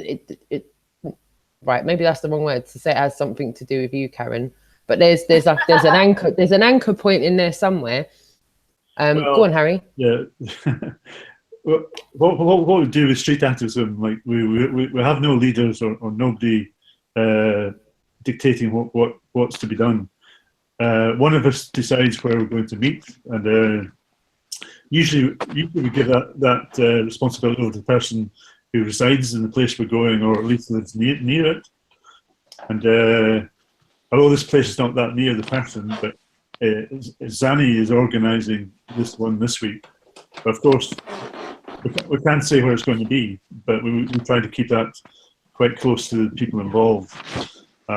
So we're organising a street activism event this weekend, maybe over 2 days, but definitely on the Saturday and maybe on the Sunday. But if I tell anybody where it is, I'd have to kill them, so I can't say, I'm afraid. What, you want to turn up with the element of surprise? Well, also it may attract. We'd like to make it open and get everybody coming eventually, but at the moment we're meeting a lot of opposition, and we're not quite sure how it would go, and if it's advertised, would even the authorities put a stop to it? I think it'd be advertised going to London, to like Buckingham Palace, to Piccadilly Circus. I think there would be opposition, but the fact that we went in covertly and just in and out, I think, we didn't advertise that we're coming. What's the equivalent of freedom of speech? What's that equivalent? Well, good point. Freedom of speech, Yeah, there must be something. There isn't freedom of speech, really. I mean, our constitution. I say our. I am a UK citizen or British citizen. British. Yeah. Can I ask Karen before I forget? Sorry, Astra, I didn't mean to interrupt. Is Kimmy in the chat room, Karen? Because I can't see the chat room. Victoria says she's up for meeting up. Victoria Rose says she's up for meeting up in the chat room, and yes, Kimmy's there in the chat room. So can I say? Do you know what? I don't know if my internet's going booky. I can't hear you. Crap. Karen, can you hear me? Yeah. Hold on. Yeah. So I can't see anything that's going on in the chat room. But with what I just said, if anyone wants to get in contact with me, I made up the email address in a hangout of mine. The email address is, and don't shoot me down in a blaze of glory. The email address is operationrealness@yahoo.com. operationrealness, all one word, @yahoo.com. If anyone wants to get in touch with me, it's on the about page of my YouTube page. Just get in touch with me on that, and I'll go back and I'm on interconnecting and interlinking and inclusion with anybody and everybody that wants to step up and say hi. I'm me. Let's link up. I just want to meet up with as many humans as possible to drive this as far forward as possible. That's a good word, Roxanne. Inclusion. I like that word. Yeah. So, and to Kimmy, if Kimmy's in the chat room, Kimmy, I'd love to link up with you as well. Victoria, I'd love to link up with you as well. If I remember correctly, did Kimmy say she's down in Kent? Because that's really not too far from me, Harry. And no. if Kimmy wants to get out there and do any activism, I'm on driving down there and linking up with her and going out there and having conversations with people. I'm also up for ladies at lunch. I love to have lunch, especially if it's vegetarian or vegan on that. Well, there's lots of thumbs up for you, Roseanne and John Smith, Globe Lies. There's lots of thumbs up for you. I think as many human beings that can interact and interconnect with people, the better, because the truth needs it. The truth really needs it. It needs people to stand together and go, listen, it's okay to talk about this on the table. It's not about keeping it under the table like some dirty little secret. It's not a dirty little secret. It's okay to talk about it. Despite the ridicule, despite the hurdles, just open up and come out and talk about it and tell people that you're around. Yeah, all right, you're going to face some problems, but that's just more damning evidence of the truth. The fact that you might have to hand in your notice and find a different profession. Do you really want to be in that job anyway? If we're only going to get one shot at this, maybe there isn't a reset. Maybe we don't get to come back and do this again. And if we do, the one thing you can't get back is the time that you've wasted in your life. You can get money and houses and cars and all of that back, you know, tangible stuff you can get back all day long. But you can't get back the time. Most managers don't appreciate their employees. And I'm not telling people to give up their jobs. Don't get me twisted. Please don't get me twisted. That's not what I'm telling people to do. But I'm just saying, seriously think about don't put yourself through the mincer. Don't keep it to yourself. Like, even, you know, try and even if we can't get people, you know, you can only take the horse to water, you can't make it drink, right? You can tell people a certain way, but maybe we just have to lead by example. Maybe that's what we have to do. We just have to lead by example. We have to just, even myself, I need to do it more. I need to act even with more humility. I'm not perfect. I get triggered like the rest of us do. I'm human. So even me, I'm trying to better myself every day. I'm trying to better myself and reach out to people. You know, it's like I said, I'm not everyone's cup of tea. So it's okay when people don't want to get back to me. I've reached out to enough people that don't want to get back to me. So it's okay. That's fine. It's okay. And they can stay there and that's fine. I'm not bothered.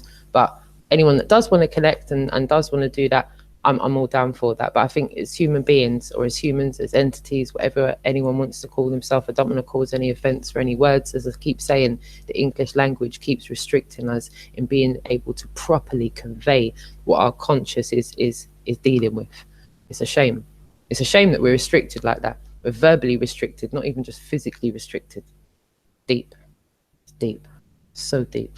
But they don't want us coming together, though. That's the point, though, isn't it? Of course, that is exactly the point. Yep. Those are the operative words, Karen.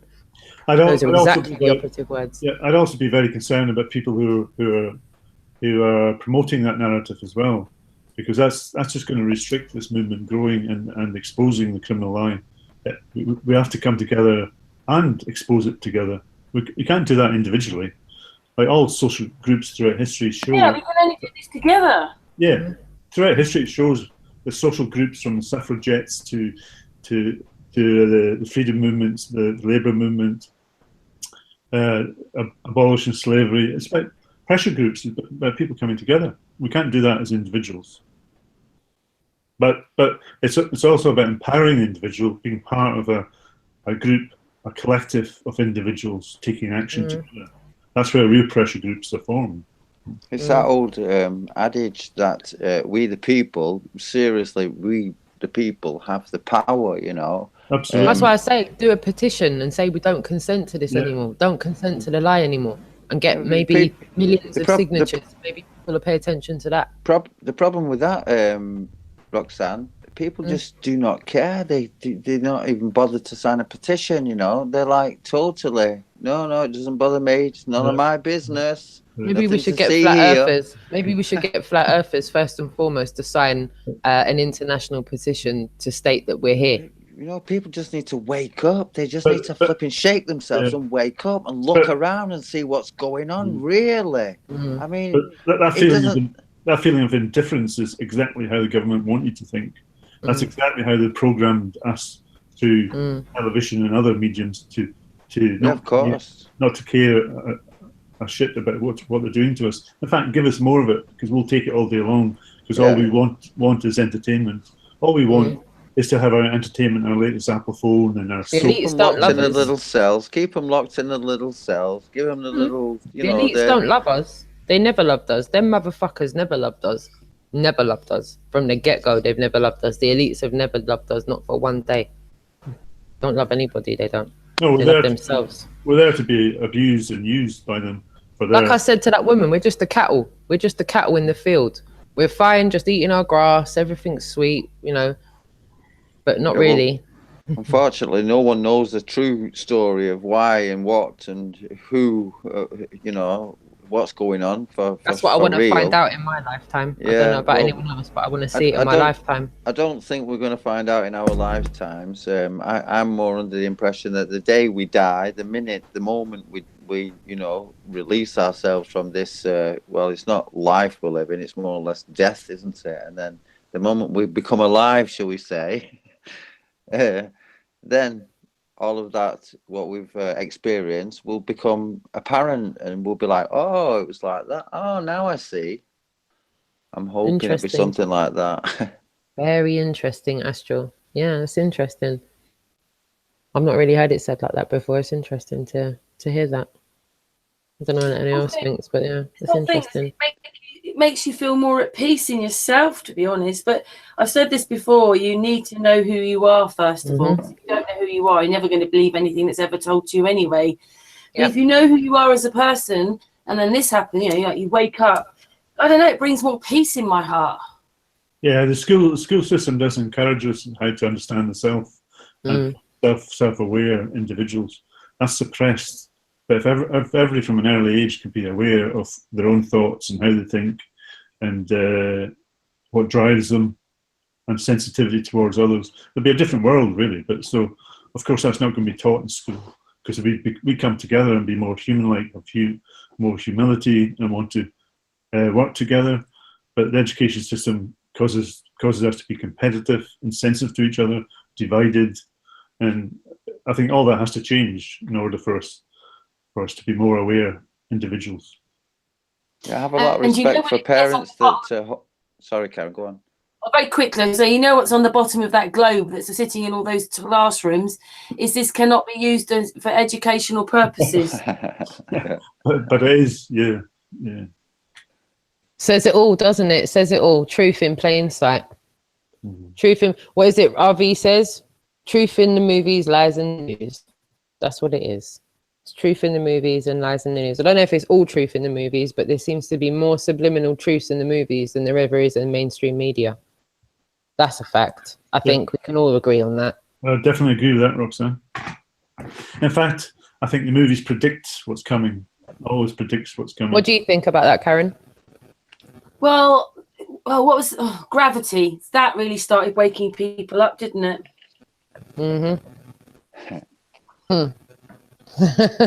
The G word. The fucking G word.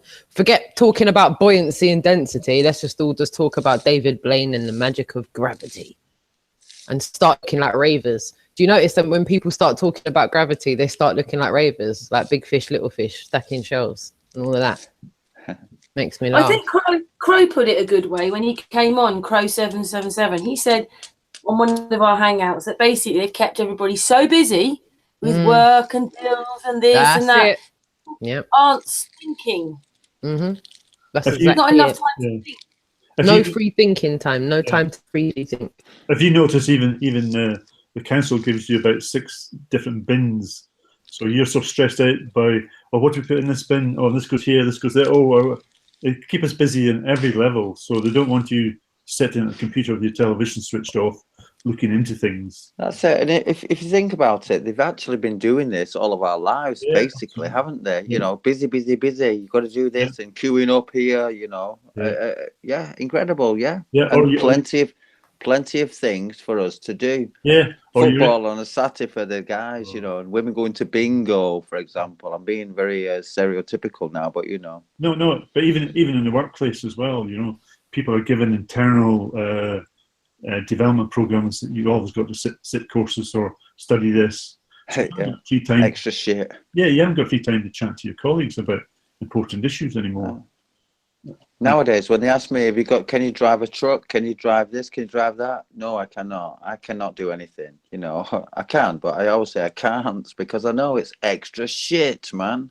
It always is. There's no point in saying yeah. And also, a lot of us are working harder for less money, really, aren't we? Because the way that life is going up at the moment, our wages are not going up the way that the standard of living's going. Like the bills and everything are going up. Yeah. Do you know, I saw, can I just say what I heard, I'd heard, listen to me now, going back and forth. I saw, not heard, media today, that a mainstream media is putting today that 1.5 million people are destitute in the UK. Yeah, 1.5 million people are destitute in the UK. They're not even earning a living wage, and they're working for companies that have bosses that are earning millions. Even also in my feed was Disney. Disney can't even give their staff a working wage. Do you know them Disney staff are working in Disney for about $7 an hour? Sorry, about £7 an hour. They're getting about about $10 an hour, which works out about £7 an hour. They were doing 10 hours. He bumped into this girl on a train, and they were going somewhere, and they were just talking. And basically, she spent half her wages getting to work and home on the train. That's it. Barely keeping their heads above water. Yeah, I heard. And people wanted to. People slated Kanye saying about slavery being a choice. Yeah, but then it is. you've got, we're still in slavery now. We're still slaves now. It's just called employees. I heard a report in London, Roxanne, that the majority of domestic staff in London can't live in London anymore. They have to commute, and all their wages actually goes on travelling and where they stay.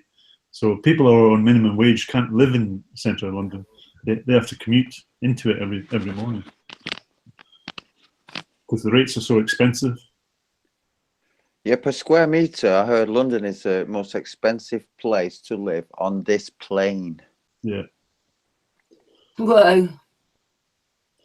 Yeah. The council tax for where I live. And if you think about Monaco, for where I live, it's over £1,000. Yeah, you think about Monaco, right, where the rich and the jet set often travel to.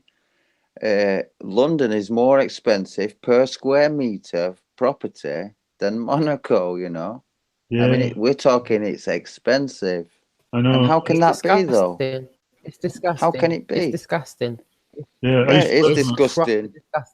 Yeah. I've got corruption. flats, that are just up the road. Anyone can look it up online. It's not on my doorstep. It's up the road. But the Royal Star, it used to be a home that was for the World War veterans, And after the last one died off, they sold it off, And the entrance level for these apartments starts at like 17, 18 mil, something stupid like that. They've got an in-house Harrods and all sorts. It's ridiculous. And do you know what is cut across Richmond Park? Impoverished social housing on the doorstep of. Yeah, well, can I just say something? I think any impoverished. person. When I mean impoverished, then people have to choose between fuel and feeding. That's how deep it is. Yeah, but it just shows you how big a divide we're living in. When people it's nuts. Talk about when people have got housing that costs 17 million, and yet you have people that sleeping on park benches or in doorways or whatever. I mean, how difficult would it be to correct that problem? How difficult would it be? It wouldn't be difficult at all. Yep. You take 3 millionaires or 3 billionaires in England, Richard Branson, he could solve that problem overnight, man. And still be able to go and get himself something to eat tomorrow in a restaurant. But it annoys me. I think billionaires, and they do fuck all about anything. But they have the power. They don't have the power at all. They're all puppets, aren't they? And they just want to make money. But what people don't realise with politics is that politics, like they state in the manifesto, especially the conservative political party, that in order for the capitalist system to operate, they need poor. They need poor to supply the goods. So despite what they say about eradicating poverty, they don't want to eradicate poverty. And if you look at what was on the political agenda in the late 18th century, it was social housing, jobs, unemployment, the same education, wars, the same things that are on the political agenda today. So in 100 years, they've not improved at there's not been any development in those concepts because they don't want it changed. They come on television in their sharp suits and the nice smiles saying that we want to eradicate poverty, we want to do this and we want to do this for it. John, we know it's all corrupt. They never do it. When I ask you this question now, do you want a war? No. Do you want a war with anyone? No, of course. I mean, most people. Nobody does. If you ask them, no one wants a war. I don't understand how all these wars are happening. And it's not because people want war. Don't. It's only because some greedy bastard wants some money. Yeah. And they can all agree to leave Antarctica alone, Astral. Selling to both sides, aren't they? But also, they can all agree to leave Antarctica alone. Yeah. No one's warring over Antarctica thanks to the Antarctic. Yeah. But there again, who is in charge of Antarctica? The USA. I know we've got this UN agreement from 1959 or whatever, and what was it enacted in 1961 first. But who is in charge? The US. Who's patrolling down there? The US. I know it's Well, part of the didn't that UN, but it's only the US, Arctic basically. Explorer tell us when it runs out, Harry? Harry, It does run out. got told when it runs out, It didn't runs out in he? 2040, Dismissively doesn't it? said, yeah. So, you know, I think 2040 is a year to watch out for, because whatever's going to Is that what happen in 2040, shit's about to get changed up. Yeah, because but they're about to that's stop. what you're asking. So How, that'll be when the next deception comes, probably. Go That's for it, what- Harry. Sorry. you're asking how these things like illegal wars continue. It's because, you know, the government spend millions of pounds a year to control the public mind, and you know, if it's on television, then it must be true. People believe it because it's on television, unless you're like, ridiculous, actually isn't it? woken up and don't watch the televisions anymore, and Yeah. we do our own research. But these things will continue as long as the TV is a god in people's lives, because it's a brainwashing tool. Harry, I think these meetups those girls will at Trafalgar, they said that. They said, when you asked them why they believed in space, they said, I don't know, just do.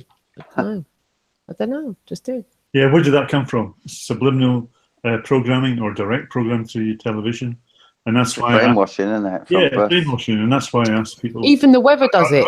Yeah. 50 million times a day. They have the projection, and you see the curvature of the fake globe in the background when they're doing Well, the BBC present the weather projection. Yeah, the news. Every time you say the news. Yeah, the BBC present that every program Mock comes with it, somebody mock it. It's ridiculous. So for every day of your life, you've been brought up with this image subliminally telling you you live on a ball. So is it any wonder that as an adult we respond like that when somebody says, "Do you think you live in a globe?" Of course I do, because they've been socially conditioned or even brainwashed to believe Yeah, that. actually, that's a good statement to say to a psychiatrist. You know, if you were to be subjected to seeing this every single day, what would happen? You would become conditioned to it, surely. You know, and it's a fair statement. You know, and it's a good statement, actually. Absolutely, the bigger the lie, more people will believe it, and if it's told repeatedly, over and over again, especially by your government, by the educational system, by the media, by your family. Yeah. Of course, you're going to believe it. And don't forget our poor children, you know, especially my children, the ones before me. What were all the books about? Space, aliens, lies, globes on it. Yeah. Globes are shoved in children's faces, aren't they? Yeah, absolutely. Even nursery bedrooms are covered in globes and stars and. Yeah, the problem is this, that they know about it, but they do not know the facts about it, you know. Heliocentrism, geocentrism, they haven't got a clue. They don't even know what Polaris is, you know.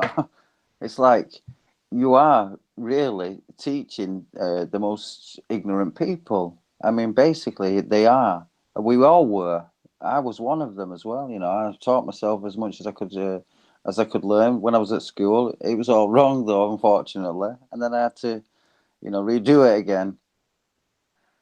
But when you tell people, you have to approach them as if they're like, 5, 6 years old, because they are ignorant. I mean, okay, it's a naivete in that sense, but ignorant in any less, you know. Yeah, they're not informed about the model they're trying to defend. Yeah. We were all ignorant, though, in a sense, until we woke up. I suppose we're still all ignorant to certain degrees about everything, because you cannot know everything about anything. So we're all ignorant to a certain degree on something, because we'll never know everything about anything, will we? Really? So it's about different degrees. Harry, what was that? Crap. The thought and the thinking. What was that thing that you were asking the other day? Wow. Oh, go on. It would be an interesting one to ask the chat room, I think. Everyone. I think it's an interesting one to ask everyone, because it had me racking my brains over it for days. I overthought it big time. Yeah, but then maybe that's part of the problem. We overthink it, but then it goes very deep, and not everybody wants to go that deep into something. But the question I ask people is, what comes first, the thought or the thinker? I would say that maybe 90% of people will answer the wrong one. And I think that's why most people have problems in their lives, because you'd be socially conditioned to think one way, but to get happiness, to get contentment, or to have love, or to understand the basic concepts and how to be happy, it goes down another route, because we're dragged down one route where you'll never find true happiness, because we don't understand what comes first, the thought or the thinker. And I think if you think one over the other, then we're down the wrong rabbit hole to finding balance, harmony, truth, love, honesty, happiness. I do believe that if you go down the other route, you're not going to attain these. And we're socially conditioned to go down one route rather than the other route. And then we wonder why people aren't happy. You see people who suffer depression or are not happy. I'm not judging them for 1 minute here. But if you're not happy, it means you don't know how to be happy. Because if you knew how to be happy, you'd be happy, wouldn't you? So because somebody's not happy, they don't know how to be happy.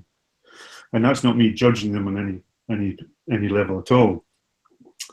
But I think if we follow the education system and how we're socially conditioned, then we're never really going to understand how to be happy. Because we're down the wrong rabbit hole, we're being controlled, our minds are being manipulated, so we can never really understand. Yeah, they're always telling you you're not happy though, one way or another. They're watching it, all the soap operas, it's just everything.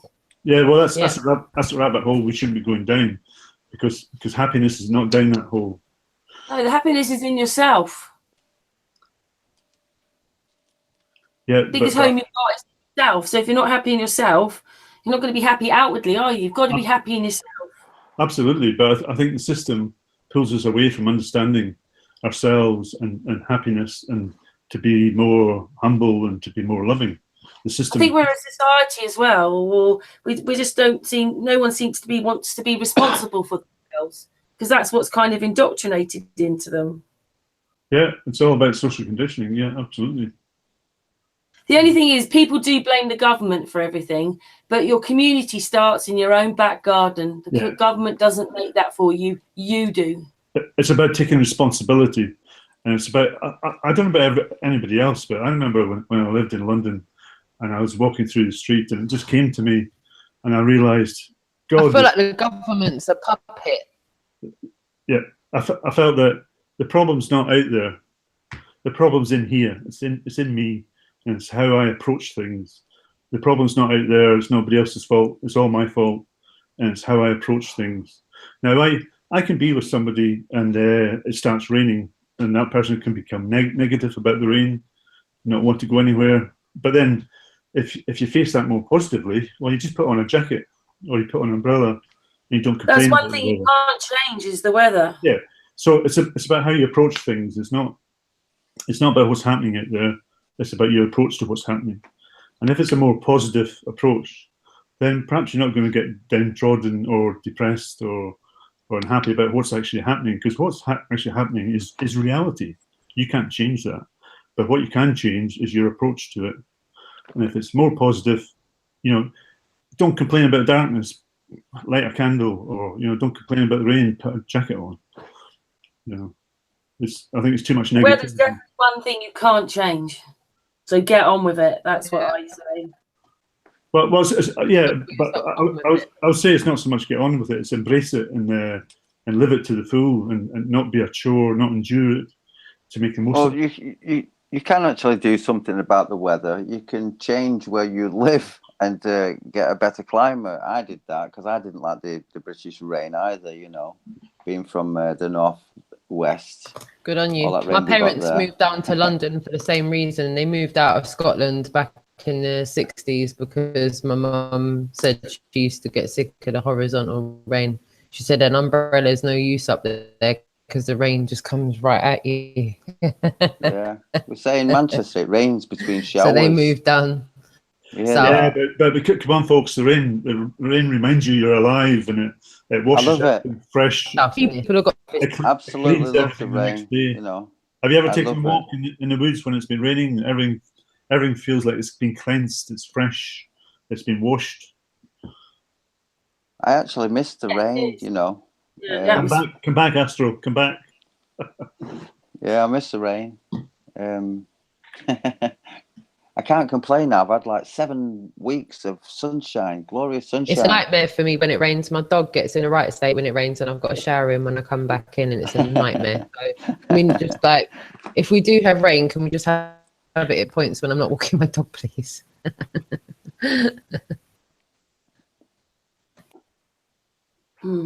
But you're right. The weather, you can't change the weather. You can change a lot of things. It's got to be from yourself, but you cannot change the weather. And Unless you've got the fire button on harp. Tell me that's how she knew people were angry, because they go, oh, they're damn well, but it's the thing you can't change. But it can change their attitude. Yeah. Exactly. Change your attitude. Change your attitude to it, though. Change your attitude. Change your clothing. Simple as that. Yeah. Problem solved. Yeah. I think it's just too easy to get in a negative mindset. You know, sometimes you really have to fight against that. And you can go out your front door and feel positive, and somebody will say something negative. Next one, negative. It's very difficult. It's almost a battle to keep positive and say, yeah, it might be raining, but it'll soon stop, and not too bad. Minus 20 degrees is quite cold, right? I'm talking centigrade now. Minus 20 centigrade, it's fairly cold. And in Sweden, it's not uncommon. And I was out walking, minus 20, got my ski pants on, my thermal boots, jacket and gloves and stuff. Good to go, man. It's not a problem. And minus 20, I'm out for, I don't know, 3 or 4 or 5 hours. We can tolerate all of this, it's. But if you say to someone minus 20, they're like, oh, I couldn't go out in that. Oh my goodness, minus 2 and I'm free. Oh no, I couldn't do that. But then if you're doing that, because they've never experienced it. But if they were to experience it, they'd be like, oh, it's not that bad actually, But if you're doing that, Astro, then you get somebody in the UK and it's maybe 5 degrees and it's wet and we can't tolerate it. It's just a matter of perspective, and think, well, it's not that bad, really. Yeah, you could be in Sweden minus 20, but you're not. Yeah.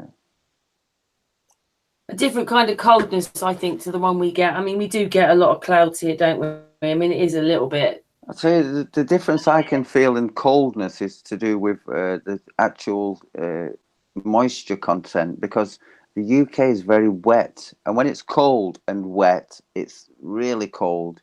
I've noticed here I'm in Denmark now, but Scandinavia, I lived in Sweden as well. When it's cold, it's very dry cold. I mean, very dry. Like, you can feel it in your nostrils. Your hairs in your nostril begin to crystallize almost. And if you spit on the floor, it's ice straight away, I'm not joking, it is. Minus 20, it's ice straight away. But it's a dry air. The air is so much drier, and because of that, I think it doesn't feel as cold as the wet does. Nice and sunny down where you are, Karen, is it? It's been cloudy all day today.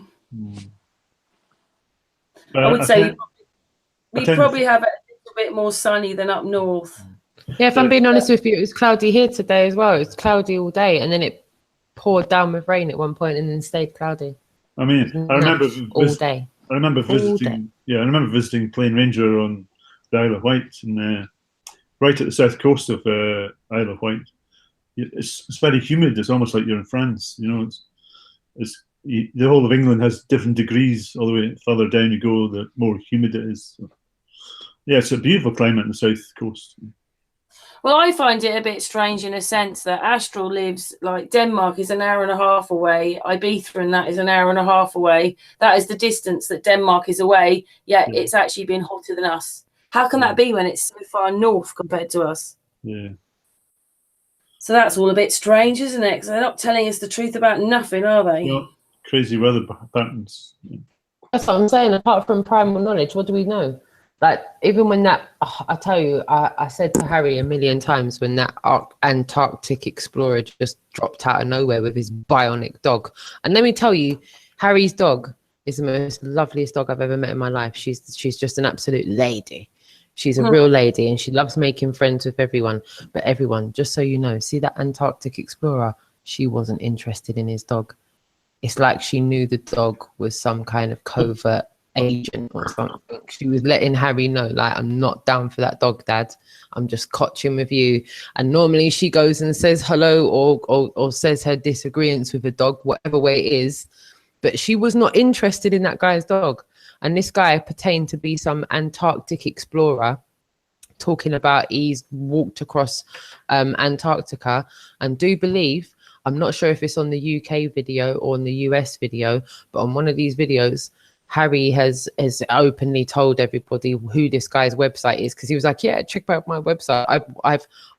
How did he say it? He basically tried to insinuate like we're talking crap and he's walked across it. And I went, no, you haven't, mate. You've taken a predetermined route. You haven't taken your own route across that. You can't tell me you've done that. And anyway, the brilliant research out, I can't name them. Maybe Harry, you can.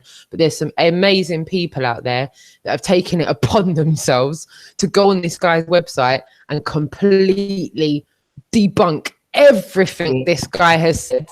Yeah, and have happily put it on the video and said, no, Harry, look, this is what the guy's trying to say he's done, but look, that's what he's actually done. So he's talking absolute crap. Yeah. He's talking out of his backside, driveling idiot. He's not walking coast to coast. I'll be honest with everyone. I was polite with him as it was humanely. I wanted to tear his head off verbally, right, for being so out of order, you know, blatantly mocking us. But we maintained conversation with him, and you know, as soon as I said, yeah, there's 3 poles down there. Don't think we haven't looked at this, mate. Don't think you're walking up to us and talking to us. Maybe me not. I've done my research, but I know that people have done way more research than me. I've probably scratched the surface in my own little humble way, but I know people have dedicated way more hours to looking at it than I have, right? Yeah. And even in my little humble lookings, I knew that there's some weird stuff going on, because there's multiple poles down there. There's ceremonial poles, and he's trying to talk to me about magnitude of miles. And I said, listen, mate, if it does encompass us, and then he started bringing the word edge into it. I said, I wanted to say, don't put words in my mouth. I never brought the word edge into it. Who talked about edge? Why are you trying to throw edge into it to try and say what we're saying is out of line? Roxanne, there's just to correct, poetry in motion watching a minute. Roxanne, just to correct Baron is moderating, saying he didn't walk across Antarctica. He did claim he walked across it twice from coast to coast. Yeah, he tried to claim that. Yeah, he tried to stand there and boastfully claim that he basically walked across it. However, at the time, I said, listen, I mean no disrespect, mate. I said to the guy, Ben, I said to him, I said, I mean no disrespect, mate, but understand this. You've taken a predetermined route, so please don't try and stand there and tell us that you've done this and we're buying that. It's not happening. Do you understand? We've done research. Me personally, I've done a 2.5 years of it, but I know for a fact, and I didn't say this to Ben at the time, we all know there's people that maybe if we were to add up all the hours that people have done, it would probably be awe-inspiring in how many hours people have done in debunking this whole bullshit heliocentric model we've been produced with. If I can say as well, I went on Ben's website. I was looking for an email so I could invite him for a little chat with us so we could film that. But of course, it's very hard to contact him on his website, and he charges a silly amount of money for. Harry, if you could just let the chat room know that, see that Antarctic explorer, you made some observations while we were interacting with this guy. There was a guy in the video that had a black and yellow tracksuit on and some gold chains on and like a really shaved head. I was interacting with him. And as soon as we were getting to the crux, this guy, Ben, just bowled over and started to interact with us. But Harry had made a few observations, be it that he's a cameraman and he's trying to get the camera shot. He's noticed this guy just like, what did you observe, Harry? Oh, he's quite... In the background. He was quite shifty. He was so dodgy. Yeah, he was just standing in the background on his phone. What was he asking for direction? I don't know, but he was hanging about for the most suitable moment to engage with us. So I just thought, I thought he was going to because he was acting quite shifty. Yeah. So I did. And I did think it was incredibly insulting the way he said, "Oh, it's nice to have a British conversation." I wanted to knock his head off. I thought, no, I'm out here on the front line. I can't do that. I can't rip people's stuff for fun. But he was so condescending. He was so insultingly condescending. I literally wanted to knock his block off. I really verbally wanted to just fully go for him. But I thought, no, you know what? Yeah. Let's give him the right to say what he wants, and then we'll go back, because we've got to have an informed. We can't just turn into animals on the road. We can't do it. It's not on. We can't do it. You know, I did mock a few people that were going past, but trust me, everyone, they deserved it. There were some people that were, Harry, please vouch for me. There was people that were just really below the belt, rude. Yeah. The cognitive dissonance was real with them, wasn't it? but like people in the media, in the eye, the elites of that, like probably Ben is, they make it incredibly difficult for you to contact them personally. You know, you just can't get by their PR or their corporate logo. So I looked for an email to contact him with, and I can't find a personal email, because I was wanting to invite him back down to where we were and talk to him in detail about his Antarctic trip. But unfortunately, I can't contact him. I would urge anyone in the chat room, anyone that's a flat earther, get it, Ben. Yeah, I'd urge anyone to try get it, Ben. Everyone try get it, Ben. Everyone try email. Try find a way to email Ben, because as you saw in the video, he was so incredibly open to it. You know, can find me. Those were his words, but you know, to say civil about it, he was just the most. You know, what an insult to everyone's intelligence. That's all I'm going to say on Ben. Yeah, you're breaking up. He really tried to fleece us with a load. Yeah, Roxanne, sorry, you're if breaking. Everyone can hear me. Yeah, you're fading, everyone. Just breaking up a tiny bit. Can everyone hear me now? No, it's worse now. Sorry. Yeah, sorry about that, everyone. My internet. Maybe try reconnecting next time. Yeah. Maybe she'll just have to reconnect. Yeah, so it's a bit unfortunate that I couldn't contact Ben to have further dialogue with him. So if anybody's able to get his email, that'd be great. Yeah, we seem to have lost Astral. Oh, he's back now. Is he back? There he is. Yeah. Astral, I was just about to add you back. Oh, good, Roxanne. If you look at Ben's website, he charges an awful lot of money for public speaking. So maybe he wouldn't be willing to talk unless he's being paid a lot of money. Money. I think Roxanne's going to have to come back in. We've been going for 2.5 hours. We want to go just for a little bit longer. But just got to wait for Roxanne, I think. I've lost Astral again. I think Roxanne's there. Is she there? She's got internet problems. Oh, right. Hello. I'll just add Astral back. I don't know what's happening there, but there you go. All our internet's messing about for us right now. But at least we managed to get a good 2.5 hours out of that, so that's good. Absolutely, yeah. There's Roxanne going. I'll just add Astral back. Well, it's so weird, this internet thing, don't you think? Like, you know, I think it started happening about the equinox time, the moon last year. Everything was fine, and then, you know, even on my phone I can see it goes connected, not connected, connected, not connected. I mean, how can that happen? Yeah, but they can keep the connection all the way to the moon, but we have problems here on our Google Hangout. Incredible. Yeah. They never get any signal problem, do they? Just get occasionally a little bit of time delay, but even that doesn't add up sometimes. I don't know if you've ever seen whether it's YouTube or television, Chris Hadfield, the Canadian astronaut. He was up in the supposed International Fake Station, and there was a religious choir singing on the television.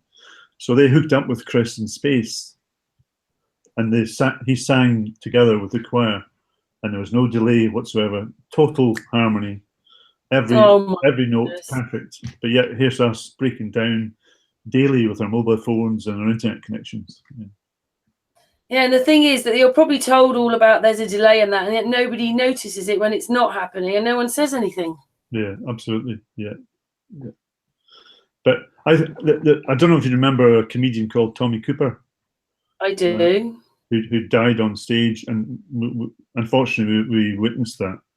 But I think after that, they introduced a new thing where there's no live television anymore, even though they say it's live.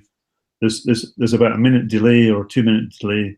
So if anything happens like that, they can cover it up, and you won't see a thing. So there's no such thing as live television anymore. Well, when I was younger, used to clean actually at Greenwich Mean Time, and it's just a black box. It has a tiny little clock on it. It's nothing special. It's just, well, it was then just a box. We're already a few seconds behind anyway because of that. So it's a few seconds ahead of what we get anyway. Yeah, yeah. So it covers up any activism. There's a guy called Bill Maloney who does some great work on the internet about paedophilia and happening within government and child exploitation. And he approached the BBC while they were out in Parliament Square. But of course that all gets cut out because it's not live television, as everybody thinks it is. So they can prevent any activists taking part in mainstream television by just cutting that out because it's delayed. There's a delay in live television. Yeah. So there's already a few seconds delay because of Greenwich Mean Time thing, and then they stick a few seconds on there. Yeah, I think I notice it sometimes between the phone and the Hangouts. You can tell there's a delay thing going on. You can hear there's a bit of a difference with the time. Yeah. Already, one of them's behind and one of them's ahead. So I think they're not being honest about when they advertise live television, because I don't believe that. Right? Yeah.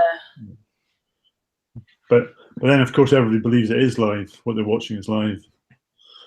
You can actually go to live events, and you can see the picture is different to the one you're seeing because there's a time delay. Yeah. Well, it's just to add to the fake thing we're living in anyway. Absolutely, yeah, all part of the lies. Yeah. Was it something like you were relieved about when you found out, or did it kind of shock you? Well, that's an interesting question, because majority of people that I meet, it was quite a disturbing thing. For me, it was empowering, it was elating, and I thought, well, okay, I've discovered all these other lies before, and yeah, why wouldn't I lie about this? So for me, I felt more empowered and more informed, more confident. I could now research something and be more informed and confident in talking about it. Yeah, so for me, it was actually uplifting. Well, what about yourself, Karen? How did you react to it? Excuse me. Well, I sat for ages just totally fixed at this thing and watching and watching and watching. But I never thought that everything was going to be a lie. Like our history's a lie. The television, space is a lie. Everything's a lie. History's a lie. Medicine. Just medicine, yeah. Everything. History. Yeah. Yeah, everything. Politics. Everything. Yeah. There's hardly anything that's the truth. And so how did you emotionally feel about that then, coming to the terms that everything was a lie? I don't think outwardly it's any different, but inside there's a part of you that just thinks, what? It's just still unbelievable to think that so much of it is a lie. It's not even by accident. And then, I made my own, because obviously I found we've had bling bling in the chat room, but I was watching my own footage and I could see a paused astronaut out with a live one. So one was it was live with Boeing and whatever, and they were supposed to be out their first trip outside. So it's a few years ago.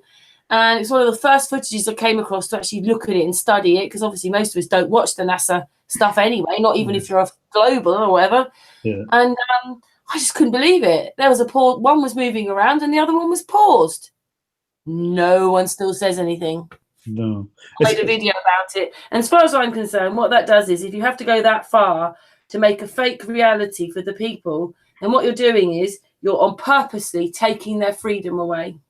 Yeah, absolutely. Yeah. So what was it that made you realise that you weren't living in the magical spinning ball kind of?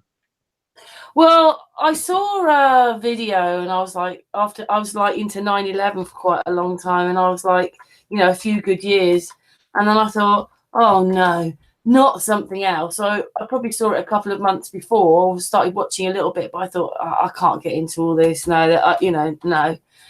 And then this person I knew was going to do Nibiru, and I was doing Flat Earth, and I was the first one I watched. I thought, yeah, that's it.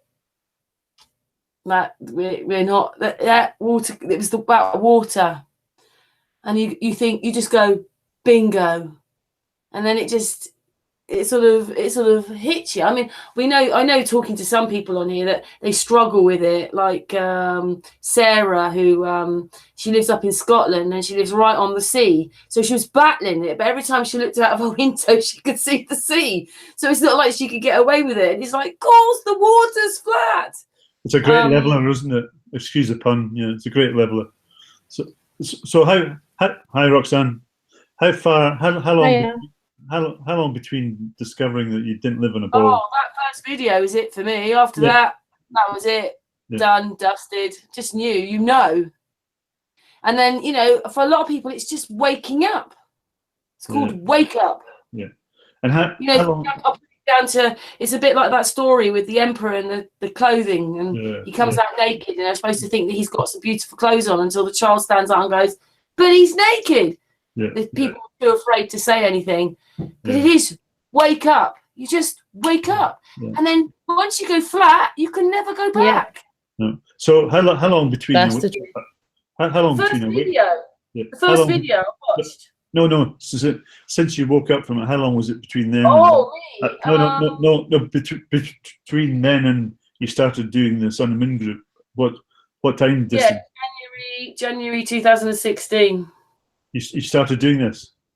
Yeah. Well, I started off by being like Roxanne, watching stuff. Then I started to have my own Facebook group, and then meeting up. Obviously, it's a research group. It was private. People were doing research group work, and we didn't really want to go public in case, you know, we've got trolls and things coming in. And then actually, it was Jaren moaning about us not being live, you know, being sort of secret. And then it was a bit like we just decided to have a hangout on YouTube, and it was a bit like, well, I can't cut all the work out. Leave it. That's it. We're out in the open. The group's out in the open. Sun and Moon, then on YouTube, which we've been going for a year, which was our party last week.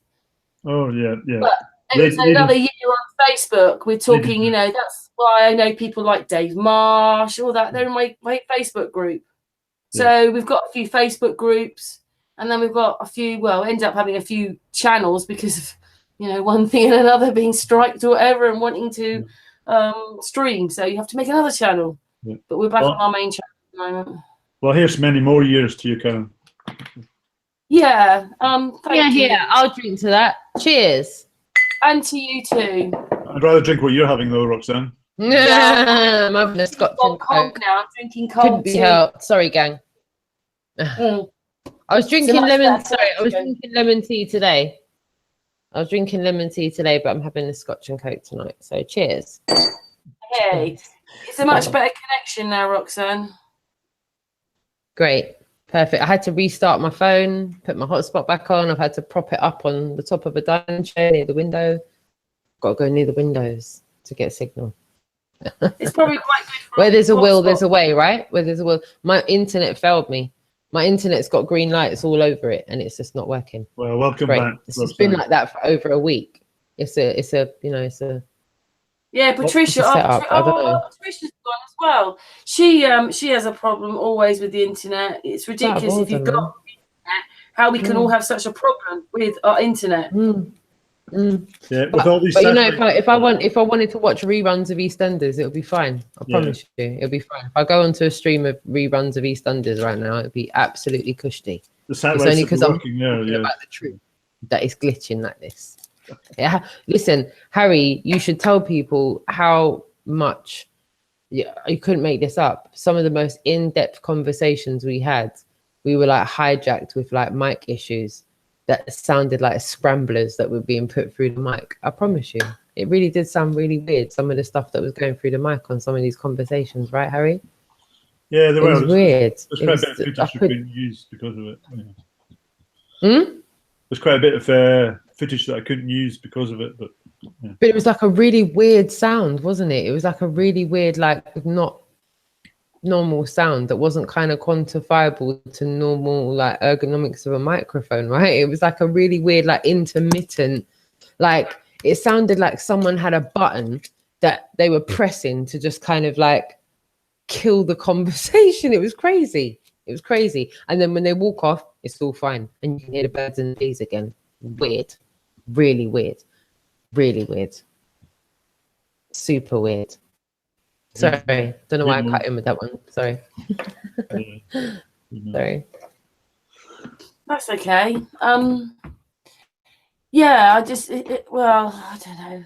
But now I've been in it a while, I just would like it to be more out in the public, you know, more people to just happen, I want something to happen now, like Roxanne, but you know, maybe we've done rather a lot in such a short period of time anyway, really, when you think about it. yeah.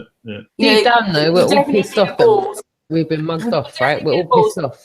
1960s, that's when they turned us into a ball, in the 1960s through our research. Yeah. And so you've got about 60 years to overturn. So 2 years we've been going, and the cause is growing. So we've probably done quite well.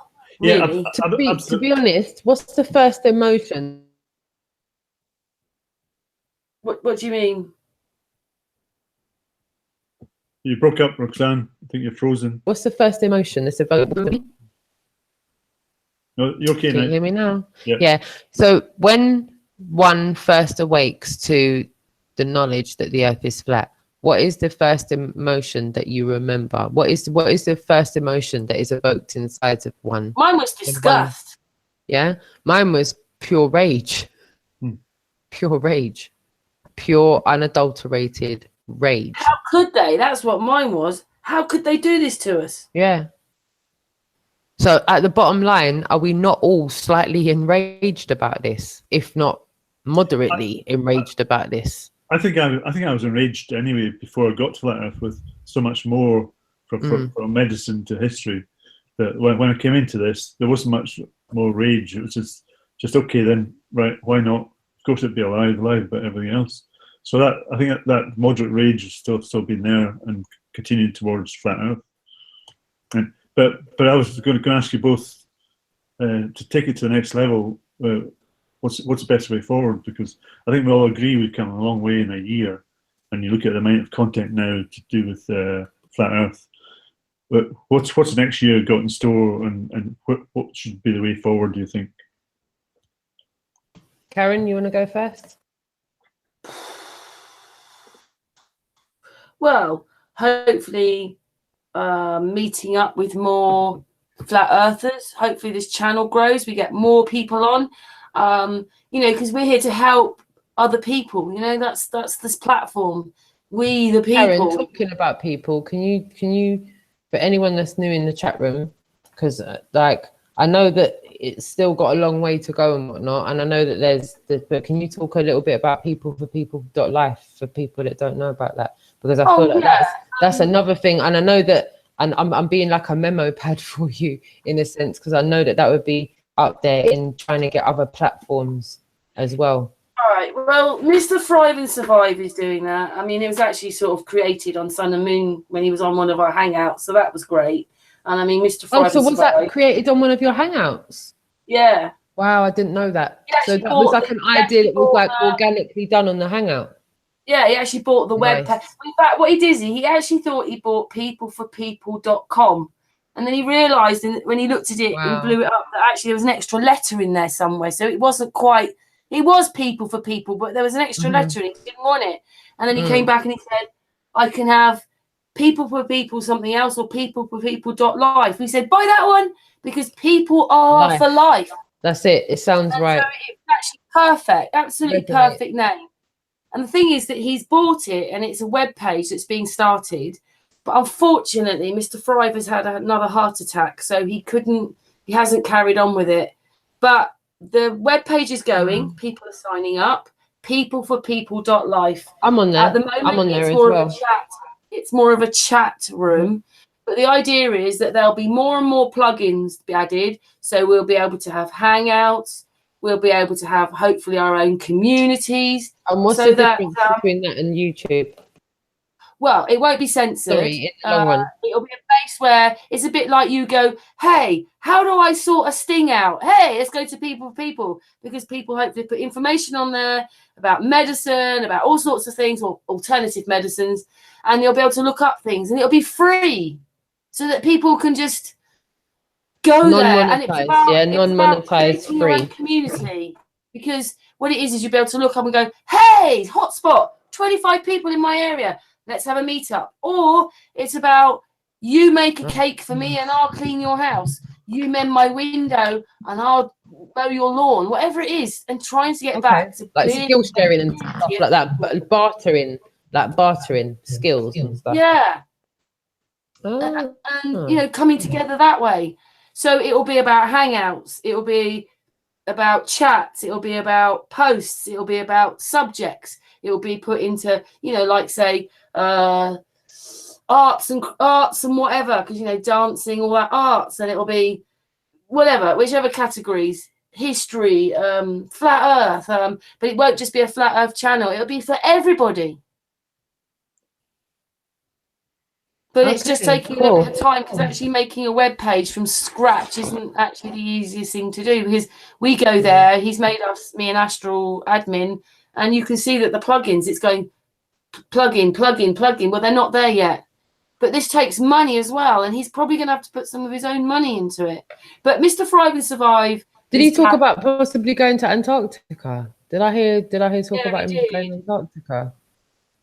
Yeah, he did. Wow. I heard him say that. Wow. He's coming back a week tomorrow, Mr. Thrive and Survive. So obviously we'll talk to him about the things that he's been talking about. And obviously, yeah, he did mention that he would like to do some of these things.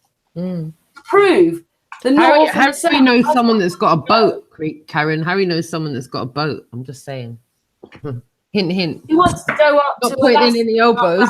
He wants to go up to I'll name and shame him as Jason of the Disbury family. Yeah. He's got a boat, Karen. He's got a boat, like a boat, a seafaring boat. Just saying, just putting it out there. Just trying to connect and include people. I'm just trying to connect the dots. I don't know. Maybe there's something there. I don't know. Someone's got a boat. Someone wants to go to Antarctica. The wind. My friend Kimmy also has a boat. Has she? So now a flotilla of boats. Yes. Bigging up Kimmy. Big kisses Kimmy to Kimmy. Spreadborough has a nice little boat. Yeah. Wow. See?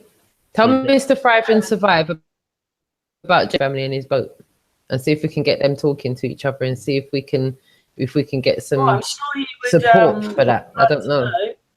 I don't quite know how he's going to do it. It's got to be done. Listen, someone's got to do something like major, like beyond what Admiral Byrd did. But let's still be honest, like Admiral Byrd is almost within reach of our primal knowledge. But if we're going to believe anything that's written about him, then we have to take note of the amount of lives that were lost. So I worry about Antarctic expeditions, because I worry about people just going to that kind of front line and taking their life with it. If anyone's going to Antarctica, we need to make sure that whoever goes, whether we agree with them ethically or not, we need to make sure they're fully supported, because see, that mission there, that's not no joke thing, you know. People leave their lives on a casual tip going down. I forgot my friend Mark from Flat Earth Pilgrim. He's got a boat as well. So has he now? I've got a pal that's got a boat. Oh, there you go. Yeah. But I'd have to say though, I think anybody who did venture there on their own accord and discovered something, you're not going to make it back. I believe that as well. I believe that, and I say it's a belief because I don't have tangible proof of it. But like, what's going on out there tells me so, that people are not safe when they do stuff like that. But I do think the envelope needs to be pushed way beyond where it is, like marginally, like by a factor of an incomparable amount. It needs to be pushed way forward. It needs to almost come out of this stagnant process that it's in right now. It's almost becoming stagnant. It's like a pool, like a Daytona circuit of cars whizzing around at 1,000,000 miles an hour, but we're not actually right now making progress. We're making progress as far as making the masses aware of it, but behind the scenes, as far as data collecting and actually getting tangible proof to overthrow the scientific community, like I said before, if we're even supposed to believe that Copernicus even existed. But the winners, they write history. So if we're to believe that, then we're going to at least have to use the indoctrination against itself to kind of verbally blow it up from the inside out. And we're going to have to present the scientific community at some point. If you assume any rate of progression at all, there's no way the education system is going to get changed until the scientific community get overthrown. The only way that is going to happen is with a major influx of credibly scientific documents that can be accepted into the scientific community, and it just has to be a major influx, like a Hawaiian surf wave of info that will just overthrow every heliocentric theory that's out there, including gravity. Gravity, first and foremost, has to be undeniably, verbally and clerically disproved. We all have to unite to find the best research, the best data writers, the best scientific PhD people that are willing to come out and stand up for themselves. We have to start opening up this inclusion, or this divide is going to stop people of notoriety from getting involved. And I mean notoriety of indoctrination. I don't mean it like I think they've got any notoriety, but unless we get people in white jackets that have notoriety to overthrow this, that we need to start doing inclusion, and we need to start looking like humiliative human beings so that these people respect us as human beings and respect what we're saying. Yeah, that's why I was asking what do you think is the way forward from the progress that's been made over the last year? I feel like the scientific community and the government is the first.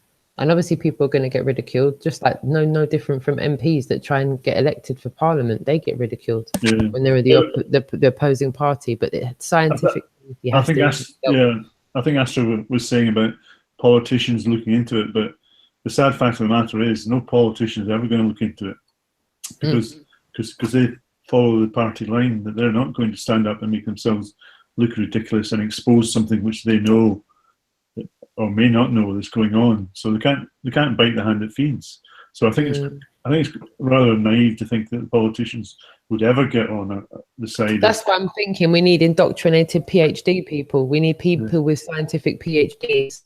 I've got a family member that's one, and I think everybody should start reaching out to their nearest and dearest indoctrinated member and wake them up so that we can use their tools to overthrow the scientific community, because it's only going to be people that have scientific PhDs that will be morally accepted as far as the scientific community is concerned. Yeah, because I think there's plenty of retired scientific community or independent scientific community who could look into it, and perhaps, although it will kill their career, but if they're already retired, then why not look into it? I've got my hand up, and I'm saying, on my life, I'm in the process of doing that with a family member at this very moment. I'm in the process of doing that, and I'm gonna, with Harry's help, try and document it, and I'm gonna try and do my bit. And I think that's all we can do. All we can do is roll up our sleeves and just try and do our little bit, because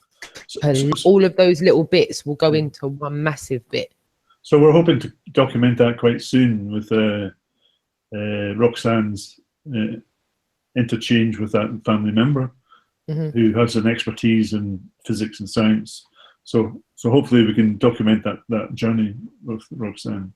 Yeah, and so far the news is good. So far I'm giving that family member information, and they have I've given them every opportunity to debunk it, and they've been trying to debunk it over the last month. And in trying to debunk it, they've inadvertently, obviously, which is an inevitable factor, they now know the Earth to be flat. I haven't had to wake them up myself. The data's done it for them. Yeah. It's an inevitable proof. There's only 3 factors that are going to come out of going from asleep to awake. You're either going to research flat Earth and become awake and become an honest, awake member of flat Earth, or you're going to research flat Earth and then perfect. So it's not even 3 factors, it's 2. It's 2. It's narrowed down the field. You're either going to be, you're going to go with it and understand it's the truth, and you're going to speak the truth, or you're going to understand it's the truth and carry on lying. And I have to say, Roxanne, I don't think I've met anybody who's been so effective in people around them in their immediate circle as you. And I think you're very effective in getting people to question what they've already been told. Yeah, he's so passionate, isn't he? Sorry, Karen? He's passionate. He's passionate. Yeah, I think that's what I first got when I first seen Roxanne, a realness about her, and about how willing to share the information that she's got. And she's affected everybody around her who knows her, and she's affected everybody on a positive level. And I think it's great to see, and it's fantastic meeting everybody around her on that personal level, seeing that. Mm-hmm. So, sorry, I just wanted to say that. I think you're very effective. So, thanks, Harry. Thanks, I appreciate that.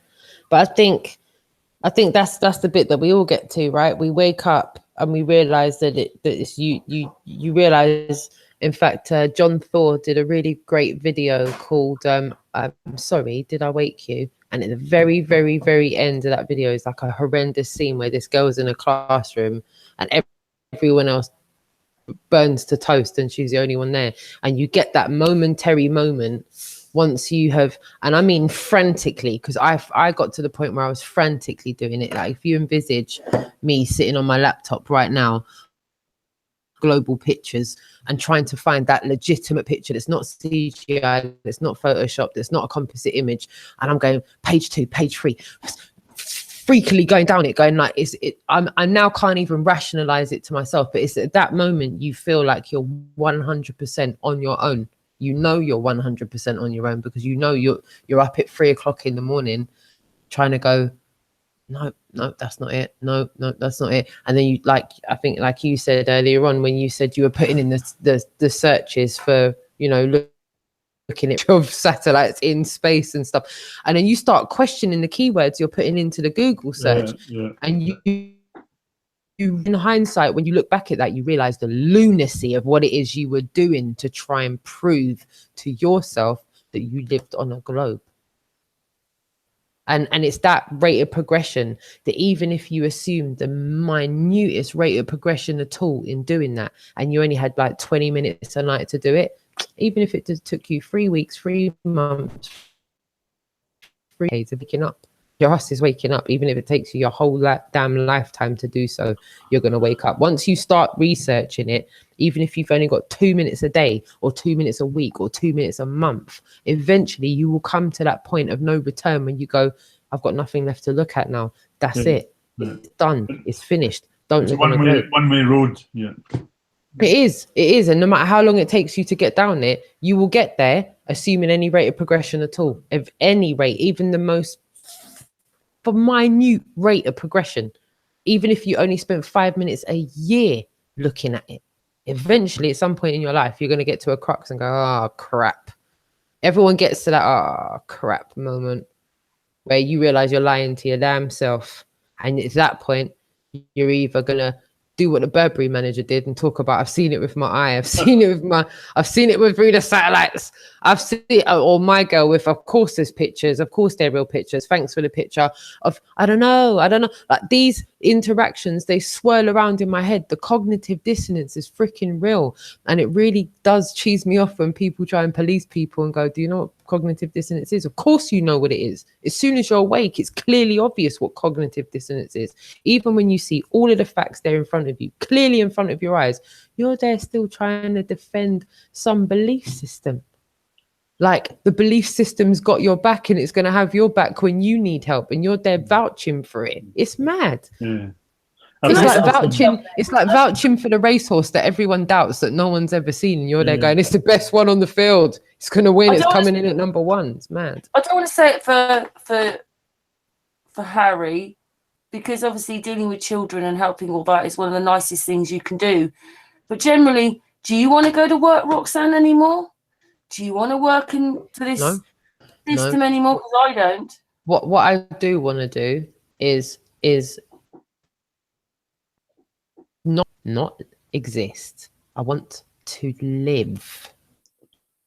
To thrive. Yeah.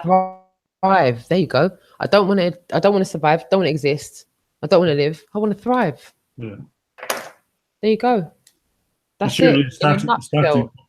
the starting point is the Who wants to spend their whole life on a hamster wheel? Not me. Who wants to win the rat race? You're still a rat if you win. Not me. Yeah. The starting point is taking responsibility, surely, and seeing what is false. Yeah. Using your own senses, not the senses that were taught to you. Yeah. Not the senses you were told to ignore. Yeah. It's insane. It's insane. Mm-hmm. I think the good thing about Flat Earth, it has made people question everything, whether what they're eating, what they're doing to the world, what they're doing to other people, and trying to become a better human being. Yeah. Well, that's my experience of the people I've met in Flat Earth. You know, the amount of people that have become vegan because they're concerned for animals. Yeah. People who are against wars or destruction of the plane that we're on. You know, people coming together. It makes people more spiritual, I think. Well, the genuine people become more spiritual and try to be better human beings. In my experience, I don't know about you, Karen, but I do know about Roxanne. So. Well, do you think that what it is people, without sounding like a big head or whatever it is here, but people like us are already spiritual. That's why we're here. Yeah, so I think some of us are, but I think some of us come to it not being spiritual. Yeah, some people still do this as if they're living in the globe life and treat people exactly the same. Yeah. But some of us, it's spiritual. The whole thing, we already like it. So yeah, and then hopefully the others out there who are still asleep, they just have to get in touch with themselves. Yeah, because that's what they've done. A lot of these people are not in touch with themselves. If they're not in touch with themselves, they don't know who they are, and that's what part of this lie is about. Is to make sure that the people aren't in touch with their own feelings and don't know who they are. But that's a great way to control people, isn't it? If people aren't in touch with themselves or don't know who they are, they're easy to manipulate. They're easy to control. They're easy to keep divided. Yeah, they're already doing it, aren't they? Yeah, but if you're an independent critical thinker wanting peace and harmony, wanting to join with other people, you're dangerous. You're dangerous to any government. Yep. I fully agree. Because the collective is not what the government wants you to do. The collective wants you to feel insignificant, fearful, individual, separated, divided. That's what the indoctrination would have you know, isn't it? In fear. That's a social conditioning. So if we rebel against that, become more informed, more self-aware human beings, and want to unite, want to come together and be a collective and challenge the injustice, then you're very dangerous. You become a very dangerous group to the social control. You're absolutely right. Hopefully that will happen more and more. I think the more we get out there in public and the more we make it socially accepted, I don't know what I'm allowed to equate it to. I mean, I would like, in an ideal world, in a world full of rainbows, I would like to equate this to like the LBGT community, where at one point they were in the closet and they weren't socially accepted and they made a lot of noise and now they're socially accepted. Yeah. So I don't mean to offend anyone. I mean that in the most possible. I mean it like, here you have the people that pertain to know the truth and they're forced to live not socially accepted. We're not allowed to walk down the street hand in hand talking publicly about flat earth before someone throws some kind of ridiculed insinuation at us and makes us feel like some kind of social degenerate for talking about something that we pertain to know is the truth. But with flat earth, it seems to be the biggest thing that most people are united against. I think I told you the story, Roxanne, about there was a bridge that had graffiti on it, which was racial content and homophobic content. And I put a small banner in between that saying Flat Earth. And that lasted about 20 minutes until a resident came out and ripped it up. Violently and they left the other things, though. Left the other things. It didn't offend him, but Flat Earth offended him enough to come out of his house. The little community officers in Kingston said the same thing to us, right? People are offended. In Kingston, we faced the where we met John Jones's children. We came across some guys that tried to police us out of the area, right? But there was some people spouting off a belief system 50 yards around the corner, and literally, you know, we were amongst half a dozen other street campaigners, and we were the only ones that got asked to move. We were the only ones that were asked to move, and we had teachers of different religions all down the street, and they were allowed to talk about a belief system, but we weren't allowed to have informed conversations with people. It's insane. The good thing though, Roxanne, I'm sure you agree, was that there was a couple of ball ethers who were giving us a bit of a hard time in the discussion, but then they came back and they defended us. They did. They really did. Against the private corporation, and they're telling us that their private corporations don't have any power over you, which we already knew, but we sort of thanked. Yeah, even though they just disagreed with us, you're absolutely right, because they were ballers. They were full-fledged ballers, and they still had a humiliative conversation with us, though. Yeah. They really did. They didn't ridicule us. They really wanted to hear our side of things, and there was then one of them that was more open to that suggestive. The other one had to take the cigarette and walk off, didn't he? He said, you know what, I'm not going to be rude, so I'm just going to take the cigarette and walk off. But his friend was really cool. Yeah, but he came back and he said that, I don't agree with what you're saying, but I defend your right to say it against this corporate private organisation. So. Yeah, well said. That's what we just need. We just need a little bit more of humiliative behaviour amongst one another. It's not difficult. It doesn't cost anything. It's just a little bit of effort and a little bit of appeasement and a little bit of meeting halfway with people. Even if you don't agree with everything they're saying, even if you're not their cup of tea, is there anything wrong with being humiliative towards them? Does it have to be seen as a sign of weakness, being nice to someone? Just being nice.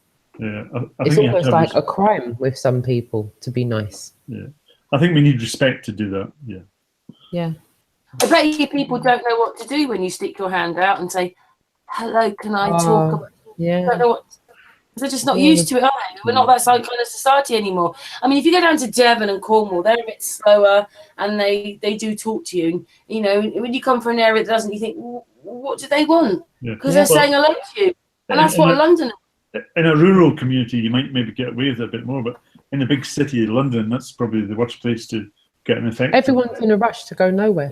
Everyone's in a rush to go nowhere. Everyone's in a rush to go home and watch Love Island. Also, people are more wary in London of what you're about. You know, I remember when I lived in London, and Oxford Circus underground station, one of the most busiest undergrounds in London.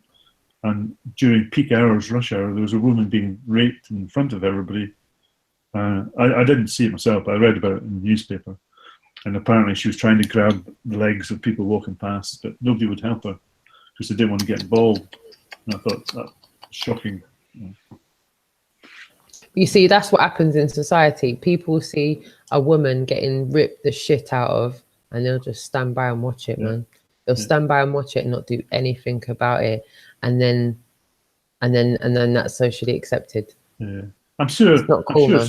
I'm sure some people got on the phone or whatever. And I'm sorry, when I mean rip the shit out of, let me just clarify. I'm saying even online, verbally on the street, you'll see a man having a go at a woman. You just see people walking by. Online, you'll see cyberbullying going on. No one wants to come off the picket fence and stand up for what's right. It's disgusting. That bit really fucks me right off. It really grinds my fucking gears, man. It really does. That people just can't come off the fence and go, you know, that's wrong, man. That's wrong. That's why you've upset that person. That's why she's upset, because that was bang out of order. But no one wants to stand up and tell Goliath that's bang out of order. Or even stand up against the bullies or the collective, you know. I think the people who don't stand up are as bad as the bullies and the collective. That's what I think. Yeah, that's what I think. You have to take a stand, you know. Yeah, in the same way it does. Sorry, darling, go on. I said, we're the new rebels. And you know something, do you remember Citizen Smith? Power to the people. Yeah. That was great, yes. Yeah. One of the last programs I used to watch. Yeah. Once you just silly comedy programs now, but you know, like I probably didn't take much notice of it now, but now I think power to the people.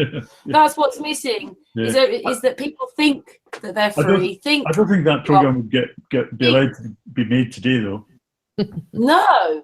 No, of course not. It's got to be a reality show where you're snogging someone else's boyfriend or something. Well, that's But, it. We've got Love Island, but we can't.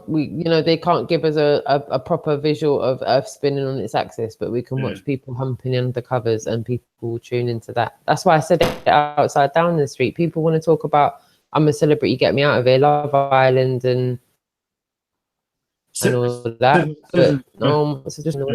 Susan Smith was too much of a positive, empowering message to the people that don't want to give today, especially in the world of social media.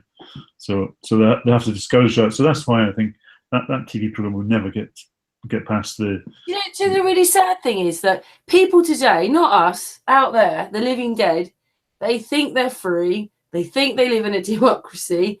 They think they've got the truth. They think the television is telling the whole. They think, and actually, they know nothing. Well, exactly that. I'll give you two instances, like the brilliant documentary made about Princess Diana and lawful killing.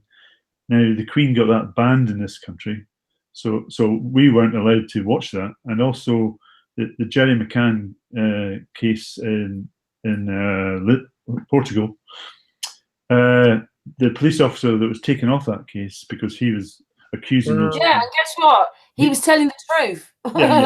He was accusing those two, and he wrote a brilliant book about it. Now, this book is a bestseller in Europe, but in the UK it's banned. So we think we live in a free society here, but everything is censorship. And do you know something? I don't want to say very much because they have law cases, but we all know there's something very wrong there, and they got away with it. Yeah, absolutely. Yeah. Because they knew people in higher places. Yeah. Well, they knew the Prime Minister, didn't they? And they were in cahoots with people in high places, so they're able to get. You can't take them to court because what they'll do is they'll sue you for $1 million or pounds to start with. Yeah, but they've got really good solicitors, and it's really sad, isn't it? But they can't sue you in saying that they were neglectful at the very least by leaving those children alone. They were doctors. Yeah. Now, if you and I did that, the other children would be taken away, and we'd be probably have the law courts against them. Though. The initial response team would have been in there quick time and taken the rest off of them. Can I just say that this person isn't a flat earther, which is really annoying, and his channel's called what's it called? Planet. Oh, I can't even remember what it's called now. Something Planet, whatever it is. Rich Planet. I've even went to see him a couple of years ago. I really liked him because he was so into conspiracy, but he laughed at me for being a flat earther. But on his channel, he does have masses. He has hours and hours and hours about Madeleine McCann. He's made the best. He's made the best documentary, the best research documentary on that subject. It's amazing the amount of time, and he actually went there. Yeah, and it's so detailed. There's so much information. Who are you talking about? Can you say Rich Planet person again? Because I haven't seen it. But he's not a flat earther. I'll send you a link. I'll send you a link. But yeah, I think it's the best research ever on the subject. He believes in space. Yes, I know. But then I don't know about you, Karen. Oh dear. The thing with this subject is that I take a lot from a lot of people, but I don't take it all of them because some people don't have the whole truth. Whether that's from David Icke to Rich Planet or to some other flat Earth channel, you can only take bits of the content. But it doesn't mean to say you should accept them wholly or that person and put them on a pedestal, because you can't believe everything anybody's going to tell you. You have to research it for yourself. Yeah, you're right. People are asking what's his name, but Marilyn's saying something, so I'm just going to go and have a look. Yeah. Sorry, just to repeat again, everybody, I cannot see the chat room. I'm using my phone and my phone will not allow me to go into the chat room or anything. Marilyn, so no disrespect to any. Hello, it's Richard Hall. Yeah, so no disrespect to anyone in the chat room. I cannot go back and forth with anyone in the chat room. So if anyone said anything to me and I haven't responded, please don't think I'm being rude. I genuinely can't keep the link going and go into the chat room at the same time. Roxanne, if I could just tell everybody, Richard Hall is the name of the guy. That's Cool. It's called Richard D. Hall. Richard and D. it's Hall. Hall. Yeah. richplanet.net. Cool. I was actually talking to him quite a lot because obviously he thinks that some of these people are mind controlled. There was one up in a waterboard up north, and it was a bit the same where this things happen and he gets shot at the end, but the witnesses say different things. No, I saw a man this colour, I saw that colour, I didn't, and then none of the stories add up. And he reckons that person was used as a patsy, and really it was to kill one of the solicitors, mind control, or he was used as a patsy, and it was to kill the solicitor who had all this information about this waterboard and all these lies, and that's why he was killed. Right, so it was the same sort of thing with the plane missing and those people trying to get their thing patented. The one over oh my god, the Malaysia plane that went missing. It seems that there were people on that plane that were trying to take something to go and be patented somewhere else, and of course then they didn't want the Americans having it. He does a lot of stuff on. I don't think many people know, but a lot of animals are what's the word? Are killed, and they're killed disgustingly. They have their eyes taken out, their genitals taken out. They are basically pierced through the head. There's all these weird animal deaths, horses and cows and sheep. In England, America, Canada, other places as well. You cannot see anybody who's been there and done it. There's no evidence to say anybody's been there and done it. Just these animals are left decapitated. Horses are really picked on. They take they suck like the blood out of them. It's really, I mean, if you go on the internet, you can find all about this. So that's also really weird. That's another part. He does a lot of conspiracy. He takes the mickey out of NASA. He takes the mickey, all this, but you mentioned flat earth, and then he takes the mickey out of you. I had to go at him, really, because I said to him, you're taking the mickey out of me. Do you know what he said to me? He said to me, was I on drugs? That's his answer, right? And that man has been ridiculed by people, and yet he said that to me, and I was a bit disgusted, really, considering I paid to go and see him and stuff. And the fact I was emailing him and, we were talking to each other on email, I was a bit disgusted, really. I would have been as well. I think that's why it's important not to put anybody on a pedestal, or not. Yeah, you're right. Not to follow anybody, because if you follow somebody else, then you're not using your own intelligence, your own inquiry. You become a repeater or a follower. And that's why I think it's good to take the good from everybody, but not to put these people on a pedestal, and to look at the content and to use the relevant content, and not to believe that all content is 100%, because nobody has that. No, before Flat Earth, he was the channel I went to watch. Yeah, me too. Oh, good. So I'm not the only one then. But now I don't, because he took the mickey out of me, and I thought that him of all people. And the thing is, I actually wanted him to come on our channel. All right. I watched him for years, but then, as you say, he's incredibly into space and aliens, and wants to see beyond that. He takes the mickey out of it, like we couldn't have really been to Mars with the rover. So he understands none of it adds up. And he even had pictures on there about lemmings. Years ago, that's why I watched that. They were, the pictures had lemmings on, which couldn't be. But he's not into flat Earth, so he's only got half the story then, hasn't he? But don't you find that people like him and people like David Icke, for them to come to flat Earth, they'd have to admit they got so much wrong, and the book sales would be affected. The notoriety would be affected. Maybe people wouldn't take it so seriously, so they can't actually go there and admit that, because they'd lose a lot of face, I think, and money. Well, they do say with David Icke, he doesn't actually say that he's a flat earther, but he's all, he may as well be. Yeah, but he said the moon is a spaceship, and there's aliens on it and so forth, and which he might be right. I don't know, he might be right, but the fact is that if that's true, then it goes against what flat Earth is, does it not? Yeah, I was so disappointed about Rich D. Hall. I really followed him. I was actually privately messaging him. He asked me stuff about Hungerford for that very reason, for this other case, because it's a bit like in Hungerford, it was the same thing. Obviously, people were killed. Whatever happened, local people in Hungerford were killed. But this person who was again in the scouts, he was dealing with children, all this kind of stuff. He just lost it one day, tried to rape and kill this woman in Marlborough Forest, Savernake Forest, and then he came back to Hungerford, picked his gun up, went, I know you, bang. I don't know you. I don't know you. I don't know you. Bang. I know you. Bang. I know you. And then he was walking past people he knew, and then he picked someone he knew, and all these people died. And then Hungerford has never recovered from it. They don't want to talk about it. No, but just taking the conversation back to about how the society is so controlled. People won't know the truth of these things because they think they're living in a democracy where freedom of information is rife. It's not.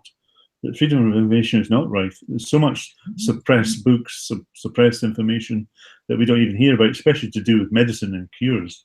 So we're living in a country which is heavily censorship. So we don't get to see or to read or to what's actually out there available. Yeah, it's not like they're going to bump into any of us unless people get into flat Earth and start going into flat Earth and looking at it that way. They're not going to bump into us, are they, on YouTube unless you're into this? And we're so socially conditioned to point a finger at places like Russia, North Korea, or the old Eastern German bloc. Oh, they don't know. They're not being told the truth. But we are. But that's just how brainwashed we are. It's exactly the same here. Yeah, the poor Russians, the poor this, the poor... It's actually poor everybody. Yeah, exactly. But it's more subtle here. We don't think it's happening here because it's more subtle. Now, if the Queen can control what you see and watch, and the government can control what books you read, of course it's suppressed and you're controlled. And it's not a freedom of information, and it's not a democracy. And we're not informed. At the end of the day, we're not informed. That's it. We think we're informed, but we're only informed with a bunch of lies. We're not informed at all. And everything they're really doing is all done behind our back. Yeah. We're so misinformed that we think fluoride is good for our teeth. We think these things are good for our health because we've been programmed and brainwashed to think that they're good. We think it's good to put the second most toxic substance on earth in our teeth. And we think that's good for us. That's how brainwashed we are. Mercury inserted into undeveloping brains is not good for your development. But we're brainwashed into thinking, oh yes, more mercury, please, and more fluoride, more aspartame, or more poisons in our food. Yeah, we're brainwashed to think that's good, and we think we're informed. Yeah, totally uninformed and totally lied to. Could I just say that Roxanne's just messaged me that she needs to go very shortly. Well, yes, I'll let you go as well because we've been on quite long. Yeah, we've been on quite a long time, but it's been a very good hangout, and I do very appreciate you both coming on. I don't know where Patricia and Astral had internet problems, and I don't know where Josh is, but Josh likes listening in and doing things. Roxanne, do you want to say the last bit then? Yeah, I'm just saying thanks for having me on tonight. Thanks for letting me talk a little bit more about me and what I've been up to. I really appreciate it, darling. And thanks to everyone in the chat room, and thanks to you, Harry, and everyone on the panel. Yeah. I'd say the same thing. Nice. Yeah. Thank you to everybody in the panel and in the chat room. Thank you very much for all your comments. And especially thank you to Roxanne and yourself, Karen, for inviting us along. Thank you very much. Absolute pleasure. But as you know, we'll keep talking to you, and I talk to Roxanne most days anyway. So, we'll have to meet up. It'll be brilliant. I look forward to that. Yes. Yeah. Thank you so much for your time and coming on Sun and Moon. So to Astral, Patricia, Josh, and to you, Roxanne, and to you, Harry, thank you so much. And to the chat room for being there. A lot of them have been there all night. So thank you, lovely chat room.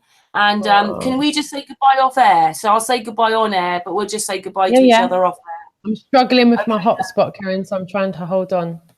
That's okay. We are back tomorrow with Paul on the plane. So see you tomorrow. And good night, everybody. Good afternoon. Good morning. Mwah. Goodbye.